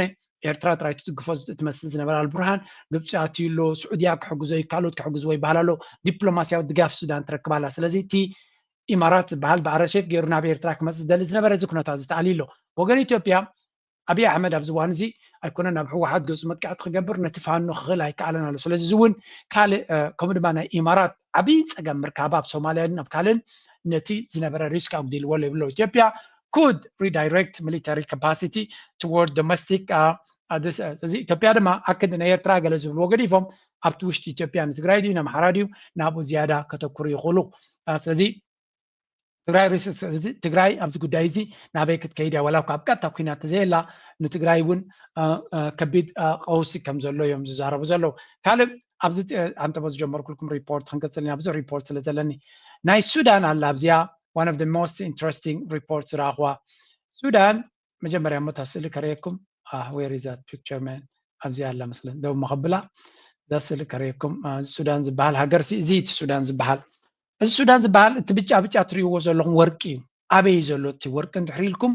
ኣብ ከባቢ ምብራቕ ሱዳን እዩ ዘሎ It's very interesting ምብራቕ ሱዳን ማለት ድማ እቲ ብቐጥታ ምስ ኤርትራ ርክብ ዘለዎ እዩ ካብቲ መንግስቲ ሱዳን ንላዕሊ ካብ ቀደም ምስ ኤርትራ ቅርበት ዘለዎ ወታደራዊ ቅልፅሙን ዘለዎ ምብራቕ ሱዳን እዩ ምስ ኤርትራ ድማ ይርክብ ዘለዎ ዶብ ዘለዎ ድማ እዩ ስለዚ እቲ ወርቂ ዝያዳዊ ዘሎ that's why እቲ መንግስቲ ናይ ሱዳን ኣብ ካርቱም ከሎ ሓጀውጀው ነይሩ ኣብዚ ሱዳን ምስ መፀ ኣብዚ ምብራቕ ሱዳን ምስ መፀ ሞር ናብ ኤርትራ ክቐርብ ዝደለየ ንኤርትራ ስለ ዝፈቱ ጥራይ እውን ኣይኮነን ኤርትራ ክትሕግዞ ትኽእል ጥራይ ስለ ዝኾነት እውን ኣይኮነን ዝያዳ እቲ ክሕግዞ ዝኽእል ሓይሊ ወታደራዊ ሓይሊ እቲ ምስ ኤርትራ ብቕርበት ዝሰርሕ ዘሎ ናይ ምብራቕ ግንባር እዩ ስለዚ እቲ ናይ ምብራቕ ግንባር ብቐደም ኤርትራ ተሰልጥኑ ስለ ዝነበረት ኤርትራ ድማ كل جزء كل تسلسل تستيب حليفات غير تخلي أنت تغير كل جزء السودان لفرج له كم تني إثيوبيا ندم هدي نقل حذاء نتنا إثيوبيا كنتات هي هذا كم زود تقول زجبرت السودان لما كمو نتنا مبرق حزبي سنة كربز زلهم سنة تاريخ زلهم سنة تسار زلهم كابتي ناي سمين حزبي كم لما كم ناي معرف حزبي السودان لما بزول سقط زلقاتهم أمين ناي السودان بوليتيكا قريب كان تاريخ أيو ناي مبرق حزبي زخل وركاب أم كله مرة يوم أبتو بوليتيكا تسقيت أم زنبرو مسألة بالله ኣብ ከሰላ ክንደይ ምቅትታሊ ነይሩ ነቶም ተወለድቲ ኤርትራ ዝኾኑ ወይ እውን ኤርትራውያን በቆል ዘለዎም ሱዳናውያን ኮይኖም ግን ኤርትራ ህዝቢ ሃደሮብ ዝበሃል ድዩ ዋላ እቲ ሚናዓብር ዝበሃል ድዩ ዋላ ትኻልእ በቶም ካልኦት ሱዳናውያን ብዙሕ ፀቕጢ ዝገጥሞም ነይሩ ክሳብ እዚ ኩናት ዝጅምር ሕጂ ግን ዝያዳ ነቲ ኩናት ንምቕያር ዓበይ ኣስተዋፅኦ ዝገበሩ እሶም ስለ ዝኾኑ ኣብዚ ጉዳይ እዚ እቲ ወርቂ ድማ ዝያዳ ቦም እዩ ዘሎ እዚ ነብሱ ዝኻለ ፖለቲካዊ ፀወታ እዩ ሶ ኢማራት እንታይ ትደሊ ዘላ ብዝተልኩም ኣብዚ ነዊሕ ሊስታ ዘሎ ጽሒፎም ነይሮም ብጉዳይ ናይ ሱዳን እንታይ ትደሊ ዘላ ካብ ሱዳን ኢማራት ንዝብል ሓደ ጂኦፖለቲካል ሎኬሽን ሱዳን ማለት ብኩሉ መንገዲ ረብሓ ዘለዎ እያ ናይ ሕርሻ መሬት ድዩ ኣብቲ ገባሕር ዘለዎ ድዩ ወርቂ ዘለዎ ድዩ ነዳዲ እውን ክህልዎ ዝኽእል ስለዚ ነዚ ኩሉ ትደልያ ኢማራት በይነያ ድማ ትደልዩ ምስ ካልኦት ተማቒላ ትደልዩን እያ ካልኣይ ጎልድ ኦኬ እቲ ጂኦፖለቲካዊ ረብሓ ኣብቲ ገባሕሪ ብፍላይ የድልዮም ነይሩ ካልእ ወርቂ ሱዳን ብዙሕ ወርቂ ዘለዋ ተፈሊጡ ዘሎን ዘይተፈልጠን ስለዚ ነዚ በይነ ካንተ ተቆፃፂርካ ብፍላይ ዝተመቓቐለት ሃገር ማራ ይፅቡቕ እንታይ ኢና ንብል ናይ ሱዳን ወርቂ ሕሜት ጥራይ ኮነን ኢማራት ዝሸጦ ነይሩ መንዳ ወላ እውን አልቡርሃን መንግስቲ አልቡርሃን ኣብ ሱዳን ኣብ ዱባይ ከዲ ዝሸጦ ነይሩ ነዚ ድማ ሕጂ ተቐይሩ ስዑድያ እቲ ኣብቲ ገይም ኩሉ እቲ ወርቂ ከምቲ ስእሊ ዘርእየኩም ዝነበርኩ ዝበዝሕ ኣበይ ኣሎ ምስ መንግስቲ ሱዳን ዲል ገይራላ ክንብል ከለና ድማ ካብኡ ዝብገስ እቲ ወርቂ ናብ ኒውዮርክ ከይድ እዩ ካልእ ድማ እቲ ናሽናል ኣርሚ ወታደራዊ ሰራዊት ሃገራዊ ሰራዊት ኣይደልን ነይራ ኣብ ሱዳን ኢማራት ምክንያቱ ሃገራዊ ሰራዊት ሃገራዊነት ይስምዖ ረብሓ ናይ ሃገር ድማ ክርኢ ይደሊ ንሳቶም ግን ከምዚ ዕጡቕ ምልሻ ናይ ዳዕመ ሰሪዕ ወይ ከምታት ዓይነት ትመራሕናቶም 1 ቢልዮን ድዩ 1 ሚልዮን ተቆሒምካዮ ንዑ ዘገልግሉ እምበር ብዛዕባ ሃገር ዘይሓስቡ ስለዚ ኣብ ጉዳይ ሱዳን ዘሎ ስዑድያ ብኩሉ መንገዲ ክትኣትዎ ተጀሚራ ናይ ኢማራት ፅልዋ ናይ ግዜ ሕቶ እምበር ካብቲ ቦታ ክእለ ዝኽእል እዩ ስለዚ ከም ንሪኦ ዘለና ስዑድያ ይኹን ካልኦት ዓይነታት ምስ መንግስቲ ሱዳን ምስራሕ ድማ ረብሓ እውን ዘለዎ እዩ ስለዚ ኣብዚ እውን እቲ ኩነታት ከመይ ኢሉ ይቀያየር ከም ዘሎ ኢና ንርኢ ዘለና ጉዳይ ናይ ሱዳን እውን ኣዛረባ ርእሲ ኮይኑ ኣሎ ካልእ ኣብ የመን እውን ተመሳሳሊ ኩነታት እዩ ዝረአ ዘሎ እቲ ባእሲ ናይ ዘን ሃገራት ድማ ኣብ ኩሉ ቦታታት ኣብ ሊብያ እንድሕር ከድካ ነቲ ሓፍታር ዝበሃል ብፍላይ ስዑድያን ግብፅን ብሓደ ኮይኖም ንሱዳን ትገብሮ ዘለካ ፀቕጢ ናብ ሱዳን ኣፅዋርና ኣሰጋገርካ ትገብሮ ዘለካ ኩነታት ክትጥንቀቕ ኣለካ ይብልዎ ኣለዉ ባይ ዘ ወይ ሓንቲ ስቶሪ እውን ኣላ ኣብዚ እዚ ኣብ መንጎ ዘሎ ጀነራል እቲ ከሊፋ ሓፍታር ዝበሃል ኢማራት ብ4 ቢልዮን ዶላር ኣፅዋር ካብ ፓኪስታን ገዚኣ ክትቦ እሞታ ኣፅዋር ብሕቡእ ናብ ሕሜት ከሰጋግሮ ይኽእል እዩ ዝብል ዘረባ ድሮ ኣብ ፓኪስታን ብዙሕ ነውፂ ፈጢሩ ኣሎ ስለዚ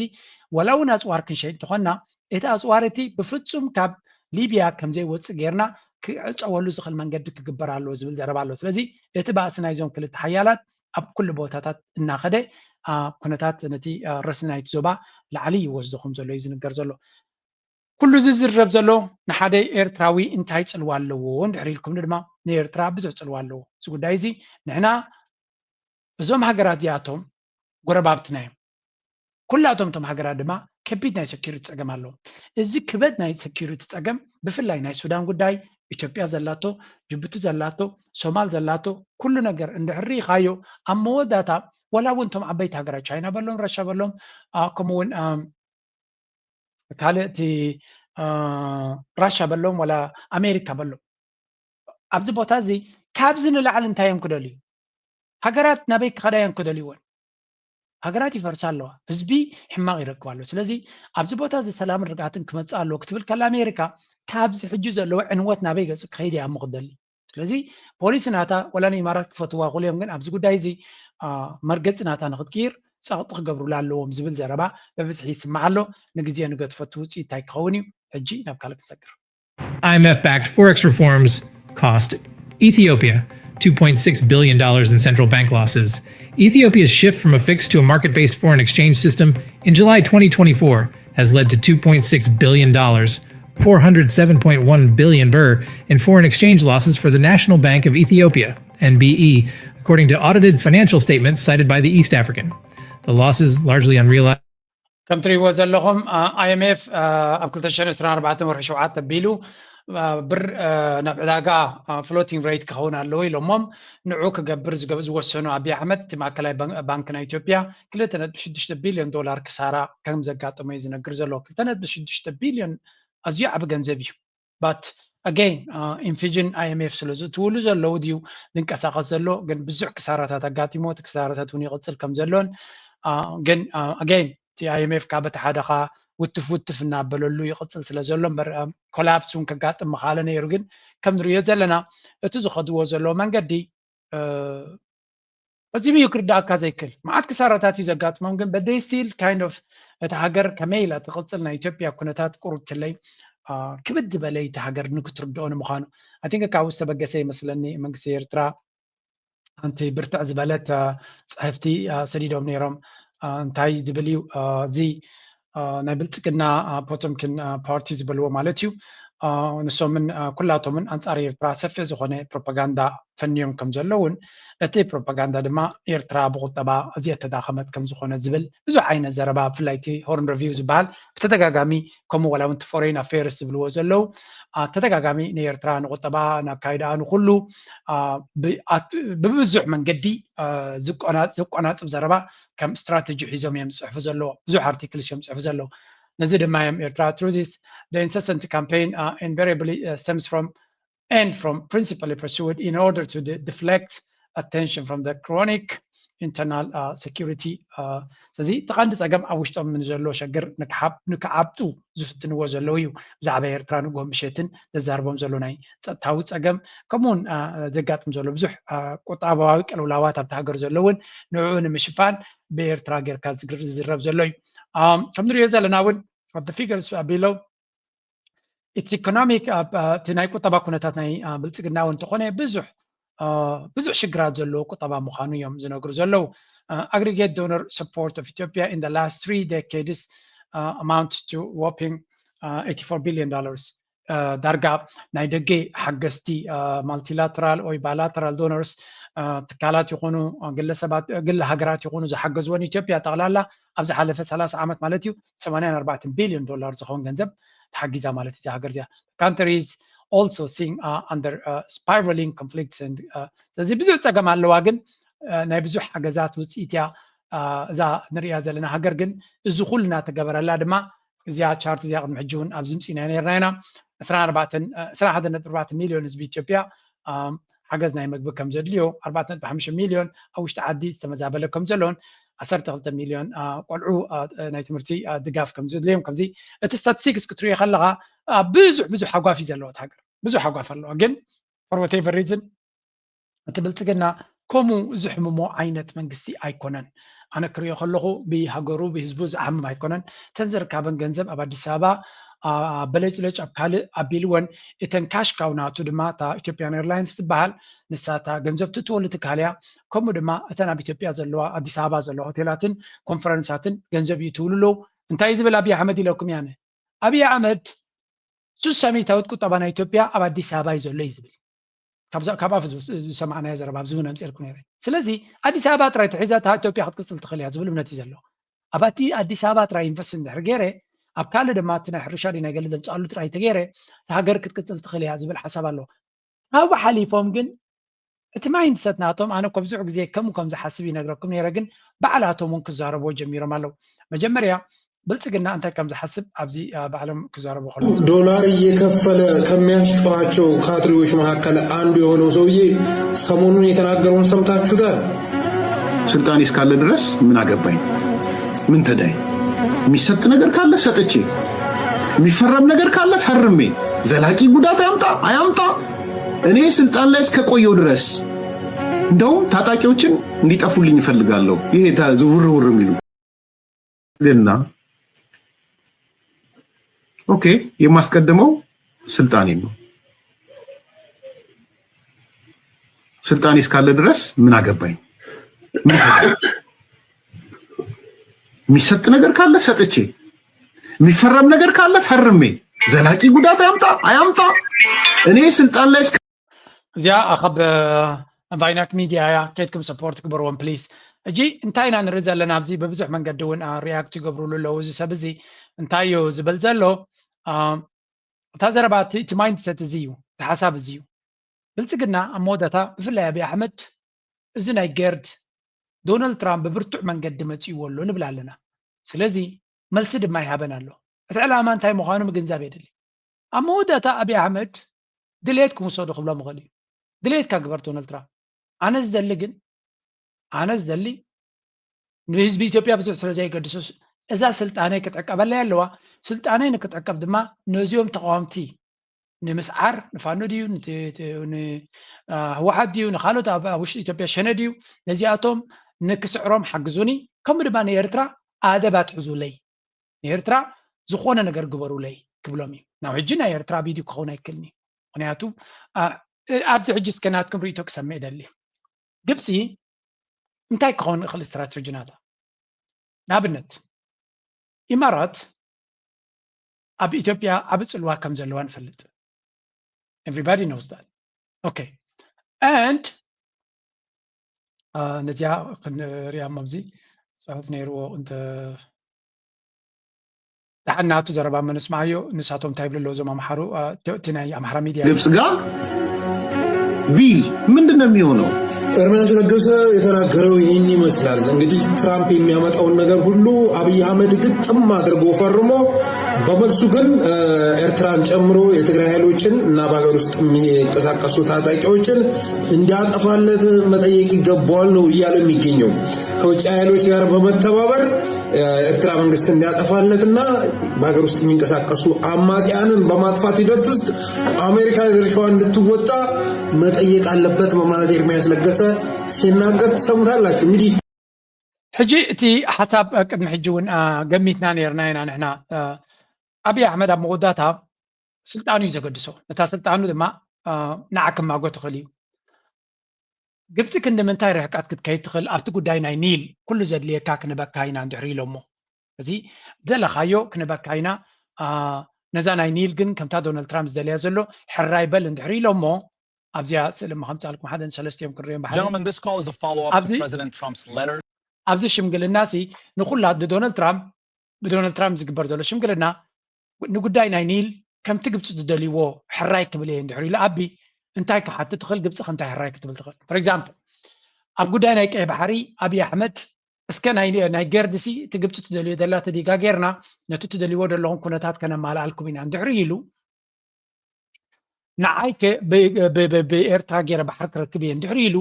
ግብፂ ሕራይ ክትብሎ ትኽእል ዶ ኢልኩም ትግምቱ ሰባት ኣለኹም ዶ ከምኡ ኢልኩም ትግምቱ ትህልው ዶ ናተይ ግምት ክነግረኩም እያ ናተይ ግምት ግብፂ ኣብ ትሕቲ ዝኾነ ይኹን ኮንዲሽን ኣብይ ኣሕመድ ብዓሰብ ይኹን ብሶማል ወላ ብሶማሊላንድ ናብ ቀይ ባሕሪ ክወፅእ ናብ ባሕሪ ክወፅእ ኣይደልን እያ ስለምንታይ እስከ ዶናልድ ትራምፕ ድሕሪ 4 ዓመት ድሕሪ 3 ዓመት ክኸይድ እዩ ድሕሪ ዝመፅእ ኣመሓዳሪ ናይ ዶናልድ ትራምፕ ዲልስ ኣይቅበሎን እየ እንድሕሪ ኢሉ እንታይ ገብሩ ኸሉ ባት ንሳቶም ንኣቢ ብዝኾነ ይኹን መንገዲ ናብ ባሕሪ ክወፅእ ሓይሊ ባሕሪ ንክሃንፅ ብኤርትራ ይብለኩም እያ ብዝኾነ ወፅዩ ሓይሊ ባሕሪ ክሃንፅ እንድሕሪ ኣኺሎም እሞ እንታይ ክገብሩ ይኽእሉ ስለዚ ግብፂ ዋላ እውን ነቲ ጉዳይ ናይ ገርድ ዝደልይዎ ድሌታቶም ተተማላሎም ብዋጋ ኣብይ ኣሕመድ ናብ ባሕሪ ክወፅሉ ዝኽእል ክሰማምዑ ይኽእሉ እዮም ዝብል ግምት የብለይ ካብኡ ወፃኢ ድማ ንቀይሕ ባሕሪ ኣብይ ኣሕመድ ናብ ቀይሕ ባሕሪ ዝወፅእ ዘሎ ንስዑድያ ሓደ ነገር ጥራይ ዝርዳእ ኢማራት ናብ ቀይሕ ባሕሪ ክትመፅእ ትደልዮ ዘላ ጉዳይ ከም ዝኾነ ስለዚ እዚ እውን ብስዑድያ ድጋፍ ክረክብ ኣይክእልን እዩ ስለዚ ኣገይን ኣብዚ እውን ኣብይ ኣሕመድ ብዙሕ ክፍትን ይኽእል ይኸውን ግን ኣብ መወዳእታ ፋይዳ ክርከቦ ዝኽእል ኮይኑ ግን ኣይስማዓናን እዩ ናምሓራ ግን ዓብይ ስጋት ፈጢሩሎም ኣሎ እዚ ጉዳይ እዚ ሓቆም እዮም ድማ ምክንያቱ ንዓና ብዋጋና ዶ ክሻየጡ ይደልይህሉ ኾኑ ክብሉ ሓቆም እዮም ብፍላይ ፋኖ ጥም አድርጎ ፈርሞ በመልሱ ግን ኤርትራን ጨምሮ የትግራይ ኃይሎችን እና በሀገር ውስጥ የሚንቀሳቀሱ ታጣቂዎችን እንዲያጠፋለት መጠየቅ ይገባዋል ነው እያለ የሚገኘው። anyway ከም ትሪእዎ ዘለኹም ናይ ኣምሓራ ፍርናቶም እሱ ክኸውን ከም ዝኽእል ፍሉጥ እዩ ንቐፅል ኬንያ ምምሕዳር ማንዴራ ዝነብሩ ኢትዮጵያውያን ካብቲ ከባቢ ብቕልጡፍ ለቂቖም ንኽወፁ መጠንቀቕታ ከም ዝተዋሃቦም ተዛሪቦም ሽሞም ንኽዕቀቡ ዝሓተቱ ስደተኛታት ማንዴራ ሂወቶም ኣብ ሓደጋ ከም ዝወደቐ ገሊፆም 8 ዓመት እንደዚህ ቆይቼ ኣብዚ 8 ዓመት ነቢረ ክልተ ቆልዑ ወሊደ ኣብዚ ሞተር ዓዲግና ሆቴል ከፊትና ንሰርሕ ኣለና ኢትዮጵያዊ ዝኾኑ ኩሎም ይውፁ ዝብልሉ ዘለዉ ምክንያት ኣይፈልጥን ይውፁ ኢሎም እውን ሱቕ ኣይበሉን ገፊፎም እናኣሰሩ ይቕበሉ ኣለዉ እዚ ትሪእዎ ዘለኹም ኣብ ኬንያ ማለት እዩ ኣገይን ኣብቲ ናይ ኬንያ ዶብ ኣብ መንጎ ኬንያን ኢትዮጵያን ፀገም ኣጋጢሙ ከም ዘሎ ኣብቲ ዶባት ብዙሕ ሽግር ከም ዘሎ ነጊርናኩም ኢና ስለዚ እቶም ኬንያውያን ነቶም ኢትዮጵያውያን ውፁልና ካብ ዓድና ይብልዎም ኣለው ብልፅግና ብዛዕባ ዛ ርእሲ እዚ ኣይዛረብን እዩ ብዙሕ ግዜ ኣብይ ኣሕመድ ዳርጋ ብኩሉ እዩ ፀገም ዘለዎ ሰብዚ ክንብለኩም ከለና ብኩሉ ሸነኽ ፀገም ኣለዎ ግን ንሱ እንታይ ዝመርፅ ፀገማት ምፍትሖም ዘይኮነ ድራማ እዩ ዝመርፅ ድራማ ናቱ ለንቀነ ፍሊት ድራማ ድማ እዩ 8 ዓመተ ምህረት ዘላቂ የሰላም ስምምነት መፈረሙ ይታወሳል። ይህንን ዘላቂ የሰላም ስምምነት ውጤታማ የሚያደርግ ስምምነትም ተፈርሟል። ይህንን ተከትሎም የአማራ ፋኖ ህዝባዊ ድርጅት አፋሕድ አመራሮች እንዲሁም የድርጅቱ አባላት በአዲስ አበባ ከተማ የተሰሩ የልማት ስራዎችን ተዘዋውረው ጎብኝተዋል። ከኢቲቪ ጋር ቆይታ ያደረጉ እዚኦም ትሪእዎም ዘለኹም ብልፅግና ክሳዕ ክንደይ ናይ ሸው ምዃኑ ነቶም ናይ ፋኖ ተቃለሱ ዝነበሩ ኢዶም ዝሃቦም ዝቐረባ ዝተባህሉ ወሲዱ ክዳውን ተኸዲኑ ናብ አዲስ አበባ አምፅዩ ናብቲ ናይ ልምዓት ፕሮጀክታት ይርዮም ኣሎ ብኻልእ ዘራርባ ብገንዘብ ይገዞም ኣሎ እቲ ተቃላሳይ ናይ አምሓራ ገንዘብ ሂቡ አድዒሱ ናብቲ ከተማታት የዛውሮም ኣሎ ከም ትሪእዎም ዘለኹም እዚ እቲ ገይም እዩ ኣብ መወዳእታ ንፋኖ ወታደራዊ ሓይሊ ፈቲኑ ስለዘይከኣሎ ኣብዚ ኸዳ ድማ ፋኖ ከምዚያ ይገብርዎ ስለ ዘለው እንታይ ክገብር ኣሎ ብዝተኻለ መንገዲ ነቲ ፋኖ ዝበሃል ነቶም ዕጡቃት ጉጅለ ነቶም ናይ ፋኖ ተቃወምቲ ተቃለስቲ ማለት እዩ ብብረት መብፃዕና ተኻ ከምዚ ክገብረልኩም እየ ከምዚ ክገብረ ብገንዘብ ማለት እዩ ከምዚ ክበኩም እየ ከምዚ ክበኩም እየ እናበልካ ንዓታቶም ኣምፂኻ በኣታቶም ነቶም ዝመፁ ድማ ከምዚ ትሪእዎ ዘለኹም ዓብይ ናይ ፕሮፓጋንዳ መስርሕ ትገብረሎም ይዛረቡ ድማ ህዝባችንም የድሮ ስልጣኔያችንም በሚመጥን መልኩ የተሻሉ ስራዎች ነው እያየን ያለ ነው። ከዛ ባለፈ ስራዎች እንዲሁ እንደሚባለው ብልጭልጭ ብቻ አይደሉም። ውስጥ ላይ የምናያቸው በጣም ታችኛውን የማህበረሰብ ክፍል ኮንሲደር ያደረጉ ስራዎች አይተናል በብዛት ማለት ነው። ኦልሞስት እኔ ከ8 ወይ ከ9 ዓመት በፊት ነው አዲስ አበባን ማቃቴ ነበር። አሁን ግን በተሻለ መልኩ ከም ትሪእዎ ዘለኹም እዚኣቶም ንሕና ንሰምዖ ዝነበርና ኣብይ ኣሕመድ ብልጭልጭ ዝብል ዝገብር ነይሩ ኣብዚ ሪኢና ክንመፅእ ከለና ግን ምስ ህዝቢ ዝተዋሃደ ንህዝቢ ዝጠቅም ቴክኖሎጂ እዮም ዝብሉ ዘለው ብሓፈሻ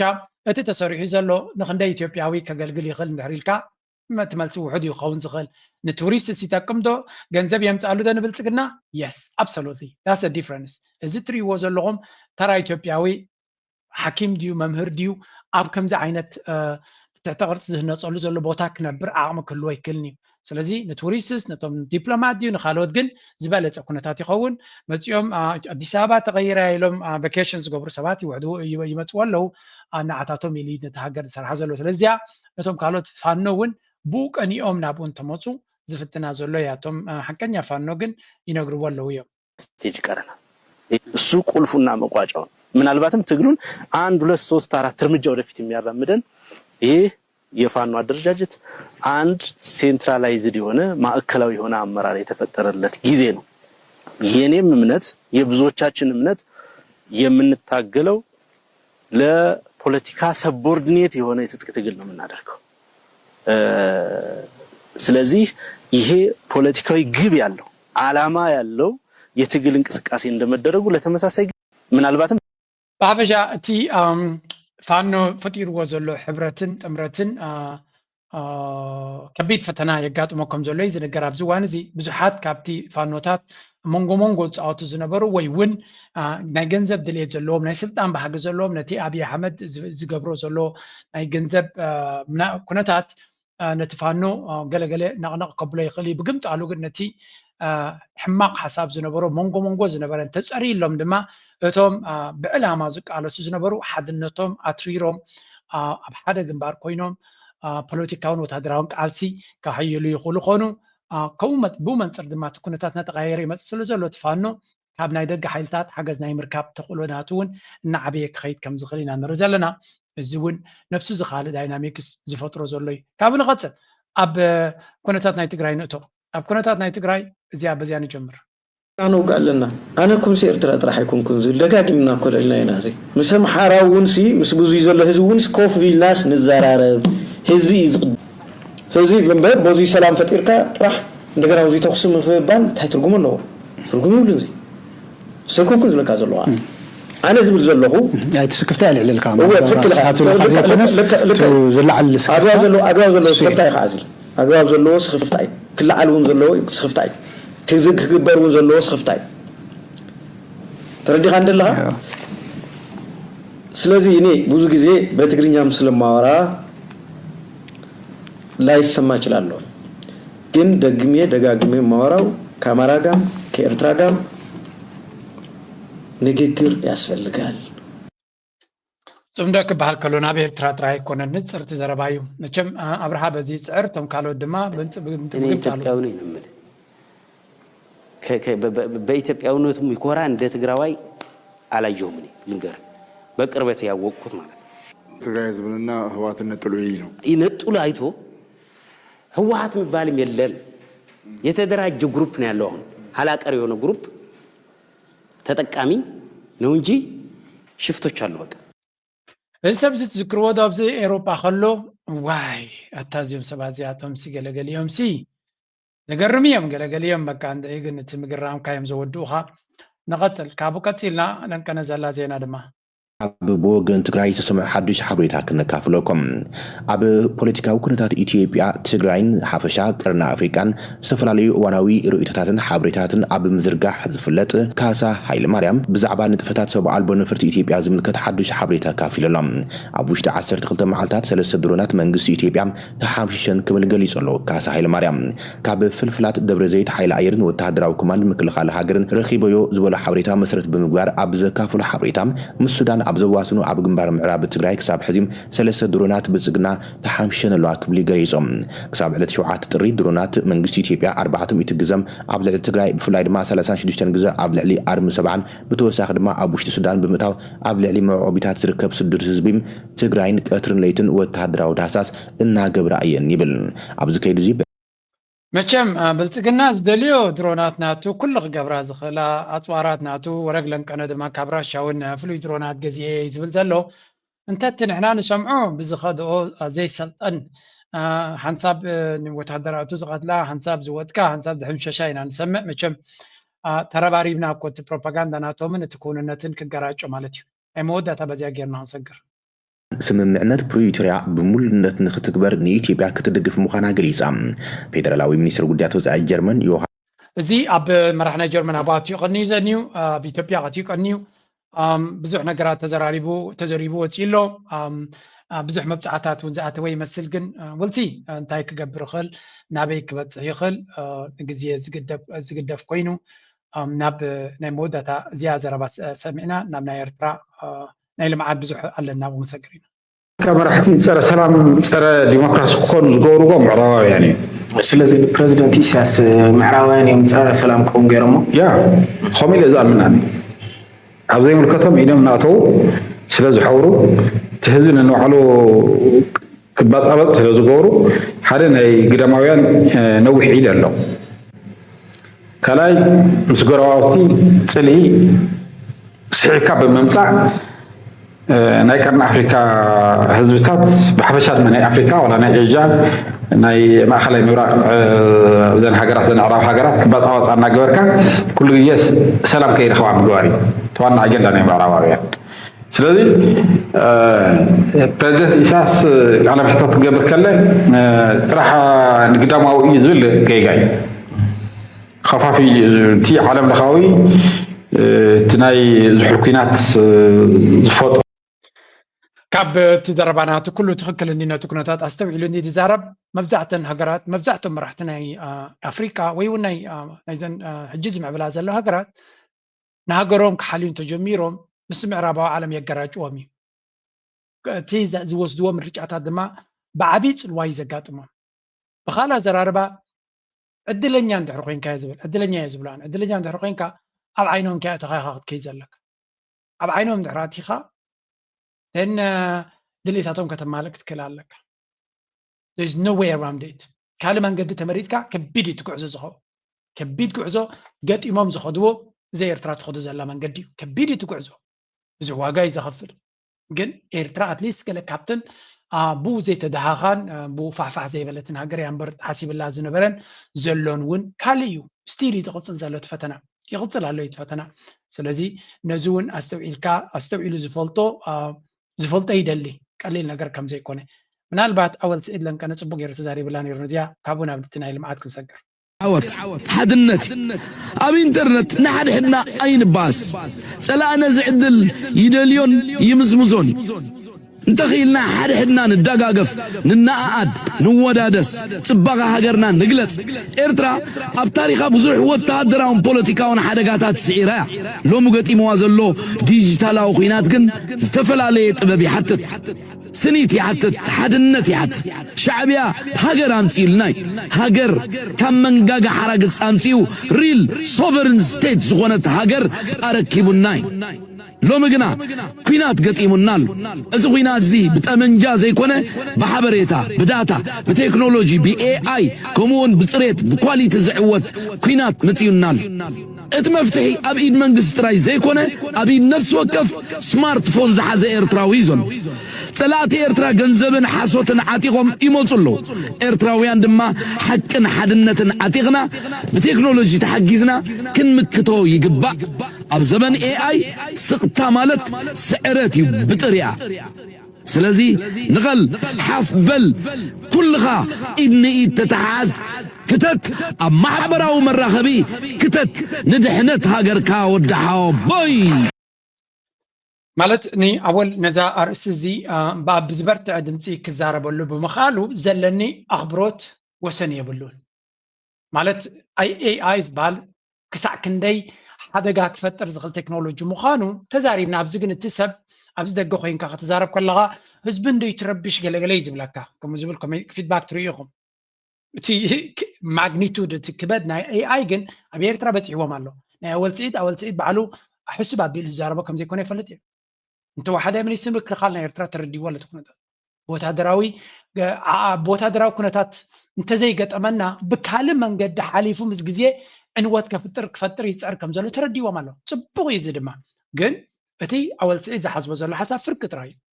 ደገ ኮይንካ ፋሕፋሕ ብዝበለ መንገዲ ወላ እኳ ክትምክት እንተኻልካ ኮኦርዲኔትድ ዝኾነ ኢንስቲትዩሽንስ ክንፈጥር ኣለና ክበሃል ዘሎ እዚ ማለት እንታይ ማለት እዩ ኤርትራ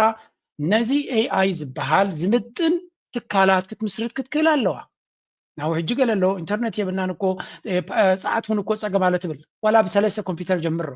ኣብ ኤርትራ ነዚ ጉዳይ እዚ ብንእሽተይ ዓቕሚ ክብገስ ክኽእል ኣሎ ዓቕሚ ሰብ ንዑ ዝምጥን የለን እንተኢልና ድማ ኣብ ደገ ኣለውና እዞም ደገ ዘለው ከመይ ጌርና ጎሳጉስና ምስቲ ወላቲ ሓሳብ ኣብ ደገ እውን ክጅመር ይኽእል ኸውን እዩ ብዝተማእከለ መንገዲ ማለት እዩ ኩሉ ግዜ ውሽጥን ደገን ብሓደ ክሰርሕ እንተኽኢሉ ደገ በብዝመስሎ ሓደ ካብ ቴሌፎኑ ስለ ዝፀሓፈ ነቲ ክመፀና ዝኽእል ዝተወደበ ዝተመጣጠነ ዳታቤዝ ዘለዎ ዴታ ሰንተር ዘለዎ ቴክኖሎጂ ሒዙ ኮኦርዲኔት ዝኾነ ዝመፅእ ወላ ሓደ ብቁፅሪ ብዙሓት እዮም ካልኣይ ድማ እቲ AI ማኒፋክቸር ክገብርዎ ዝኽእሉ ሓደ AI ፓወር ናይ 2,000 ሰብ ቦታ ሒዙ ክዋጋካ ይኽእል እዩ ስለዚ ነዚ ኩነታት እዚ ንዑ ዝምጥን ሰሚናራት የድልየና ኣሎ ኣነ ኩሉ ግዜ ከምኡ እየ ዝብል ንዑ ዝምጥን ኣብ ኤርትራ እቲ መምርሒ ይነግሩካ ኣለዉ እቲ መርሓ ጎደና እቲ ዘሎ ፀገም ብድሆን ይነግሩ ኣለዉ ኣብ ደገ ዘለና ብፍላይ ናብዚ ዓውደ ቴክኖሎጂ ትምህርቲ ዘለኩም ዓቕሚ ዘለኩም እዛ ጉዳይ እዚኣ ክሳብ መዓልቲ ናፅነት ዘሎ እንተወሓደ ቴክኖሎጂ ዘለዎም ክኢላታት ናይ ኤርትራ ሓደ ውዳበ ንምፍጣር ፃዕሪ ክግበር ክኽእል ኣለዉ ከምኡ ሓሳብ ተተበጊሱ እዚ ሚድያ እዚ ክጉስጉሰልኩም እዩ ክሕግዘኩም እዩ ኣብኡ ድማ ኢድና ክንዕውስ ኢና ኩሉ ግዜ ኢድና ክንዕውስ ኢና ዝኾነ ንኸምኡ ንምውዳበ ዘድሊ ሓገዝ ክንገብር ብዓቕምና በዛ ንእሽተይ ዓቕምና ድልዋት ኢና one thing because this video and all my videos are being brought to you by the end of the tunnel for Biniam Gourmet. And it's not because suddenly he became a better writer, but because for the first time he's landed in a place that is actually ready for him. When Biniam Gourmet joined Intermarché, he wasn't signed as, and that's important. እዛ ቪድዮ እዚኣሲ ናይ ብሓቂ ደስ በለትኒ ቪድዮ ነይራ እንታይ እዩ ዝብል መሲልኩም ቢንያም እቲ ዝበለፀ ዕድል ሕጂ ኣጋጢሞ ዘሎ እዩ ዝብል ምክንያቱ እዛ ጋንታ እዚኣ እዛ NSN ትበሃል ንቢንያም ከመይ ገይሩ ይዕወት ንቢንያም ክሕግዙ ዝኽእሉ ተፃወቲ በዓል መን እዮም ኣበይ ይሕግዝዎ ኣብ 500 ሜትሮ ኣብ 2 ኪሎ ሜትር ኣብ 5 ኪሎ ሜትር ኣብ ናይ መወዳእታ ገሊኦም ንከይህረም ገሊኦም ፍጥነቱ ንክሕሉ ገሊኦም ፅቡቅ ቦታ ንክሕዝ እታ ጋንታሲ ኣራውንድ ቢንያም እያ ተሃኒፃ እዩ ዝብል ናይ ብሓቂ ፅብቕቲ ዝኾነት ሓበሬታ ይረኺበ ቢንያም ኣብ ኢንተርማርሼ ብዕድል ይዕወት ነይሩ እታ ጋንታ እውን ተራ ሰብ ከሎ ምፅኣያ ዘይተፀበየቶ ወይ እውን ዘይሓሰበቶ ዓበይቲ ዓወታት ኣጎናፂፍዋ ወላ እውን ኣብቲ ቱር ዲ ፍራንስ ቀዳመይቲ ስቴጅ ምስ ተዓወተ ኣብታ ካልኣይቲ ስቴጅ ንቢንያም ዶ ኣብ ቢንያም ዶ ኣተኪርና ንፃወት ወላ ኣብ ካልእ ኣብ ዝበልዎ ከማን ክሰማምዑ ይከኣሉን እዩ ዝብል ዝኾነ እዛ ሕጂ ዘለዋ ክለብ ኩሉ ስራሓ ኩሎም ቶም ተፃወቲ ቢንያም ከመይ ገይሩ ይዕወቱ ዕላምኦም ገሊኦም ኣበይ ይሕግዝዎ ገሊኦም ኣበይ ይኣትዎ ገሊኦም ኣበይ ስለዚ ቢንያም 2026 ፅቡቅ ነገር ከጋጥሞ ከም ዝኽእል እንተደይ የጋጥሞ ኢቭን ኔክስት ይር ዓብ ነገር እዛ ጋንታ እዚኣ ቢንያም መን ምዃኑ ፈሊጣ እንታይ ዓቕሚ ኣለዎ ፈሊጣ ንቢንያም ሒዝና ክንዕወት ኢና ኢላ መፅያ ዘላ እዩ ዝብል ዘሎ ይናሓውና ኣምላኽ መንገድኻ የቕንዓልካ ከምቲ ዝብሉልካ ዘለውን ዝሓስቡልካ ዘለውን ይኹነልካ ክብለካ ይደሊ ናይ ብሓቂ ደስ ዝበለትንያ ቢንያም ፅቡቅ ንምነየሉ ናትናኤል ለንቀነ يا ناتي لنكنا أب تور دي أندرز بالا بأستراليا دي قلة ما بلشاتيا تينيرو أقعد أمتا فيديو يرهب قوان نغطي لابزيا بزيا يكود دليل زلو فريتشو حليبا ينزلنا بعبيو مس سلي ودعجن الزارب نيرنا كابتيوم سلسة سبات أبزي نفل ما جزت كل كلها بسلسة سبات يوم تبقيسا نعم كمان كنا حتى من حدا خلاتهم سلي اللي كم تريفومنا زلو خاب علم دا قولوا سلنا حشمون قبرنا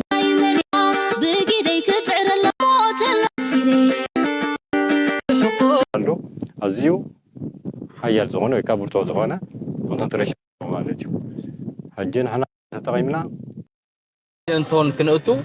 مصنعته تغير له مال رأسنا خيلنا كيس زلنا رأسنا مخالكا بنبرت يكون كل بعض مسر مالتي ابزي تكال زي شرح زلو استات كندي سبات قونو كل ما بدا شرح زلو عام سبات ناشتيم ماكسيمم 25 عام از تراي 80 مليون نقفاي قطيت اللي خلي عربو سلي بعلها تاريخ وقت كقول سلم قدامنا دا تمايره نتي ستوري ابتي ايرلينك خيكم كسموا اليه عم بيتسغار وقت percent سهون salinity زلو كلتا بامب አለው انا بتم بامب حجي تم بامب ككتشه كيبيك متر اب حدا ساعات هو يچنغو عملتي چنغونا بينكتو نبت قداميتي ايفابوريتر بون ليغبرمو كم تري وزلهم ጫው መቸም ኣብዛ ገዛና ክንበልዖ ከለና ጫው ዘይብሉ መግቢ ትርጉም የብሉን እዩ ዝበሃል ባሕርና ድማ ብሙሉ ጨዋን ባሕሪው ስለዚ ጨው ቀሊል ሃብቲ ይኮነን ኤቭሪ ዴይ ንጥቀመሉ ሃብቲ እዩ ኤቭሪ ዴይ ነፍሲ ወከፍ መዓልቲ ኦፍ ኮርስ ብዙሓት ሃገራት እውን ኣለወን ፀጋቲ ስለዚ ፀጋ ናይ ሃገርካ ሃብቲ ናይ ሃገርካ ዝገልፅ ቪድዮ እዩ ነይሩ ሊንክ ካብ ልቢ እየ ዘመስግኖም ብዙሕ ክሰርቀሎም ኣይደልን እቲ ትሕዝቶ ንዓኻትኩም ከፍልጥ ጥራየ እዚ ኣኬድኩም ረኣይዋ ኣዝያ ኣገዳሲት እያ كندمنتاي حفت كم زلوات هاجر بزي بوتاش نبل بزي ورك نبل بزي حسين بزي قلة بزي دما عساتات نايت بحري دسيتات ناتنا توريزم إيرتراسي عد ما زلوكم توم ناشو زلوهم تبونا إيرترا بحجيو تبوك تريهم زي هاجر زيا إيرترا وهبتام كوينو كبزوم هاجرات عرب كنبر الله زغل كويني تسمعنا ناي توم بزو تقاليسكم تبوك دير عاهم لا تعبهم لما مچم بدقكم تكحسو تخوني يكبلكم زلي معناته زي هاجر زيا بزو صقاتات يزلوا بزو صبوق دما كغاطما كم زغل يرايني ناي there's so much potential ابزا كانترو زيا ابزا هاجر زيا نتوم زمص ولدو دما تزبلص صقاتات كصنحوم يو تسفا نغبر ايلو مارساب زغودي لاي غبرو شير غبرو يتقمن حسابكم انغدفو نخلاتهم دما حجزو let's go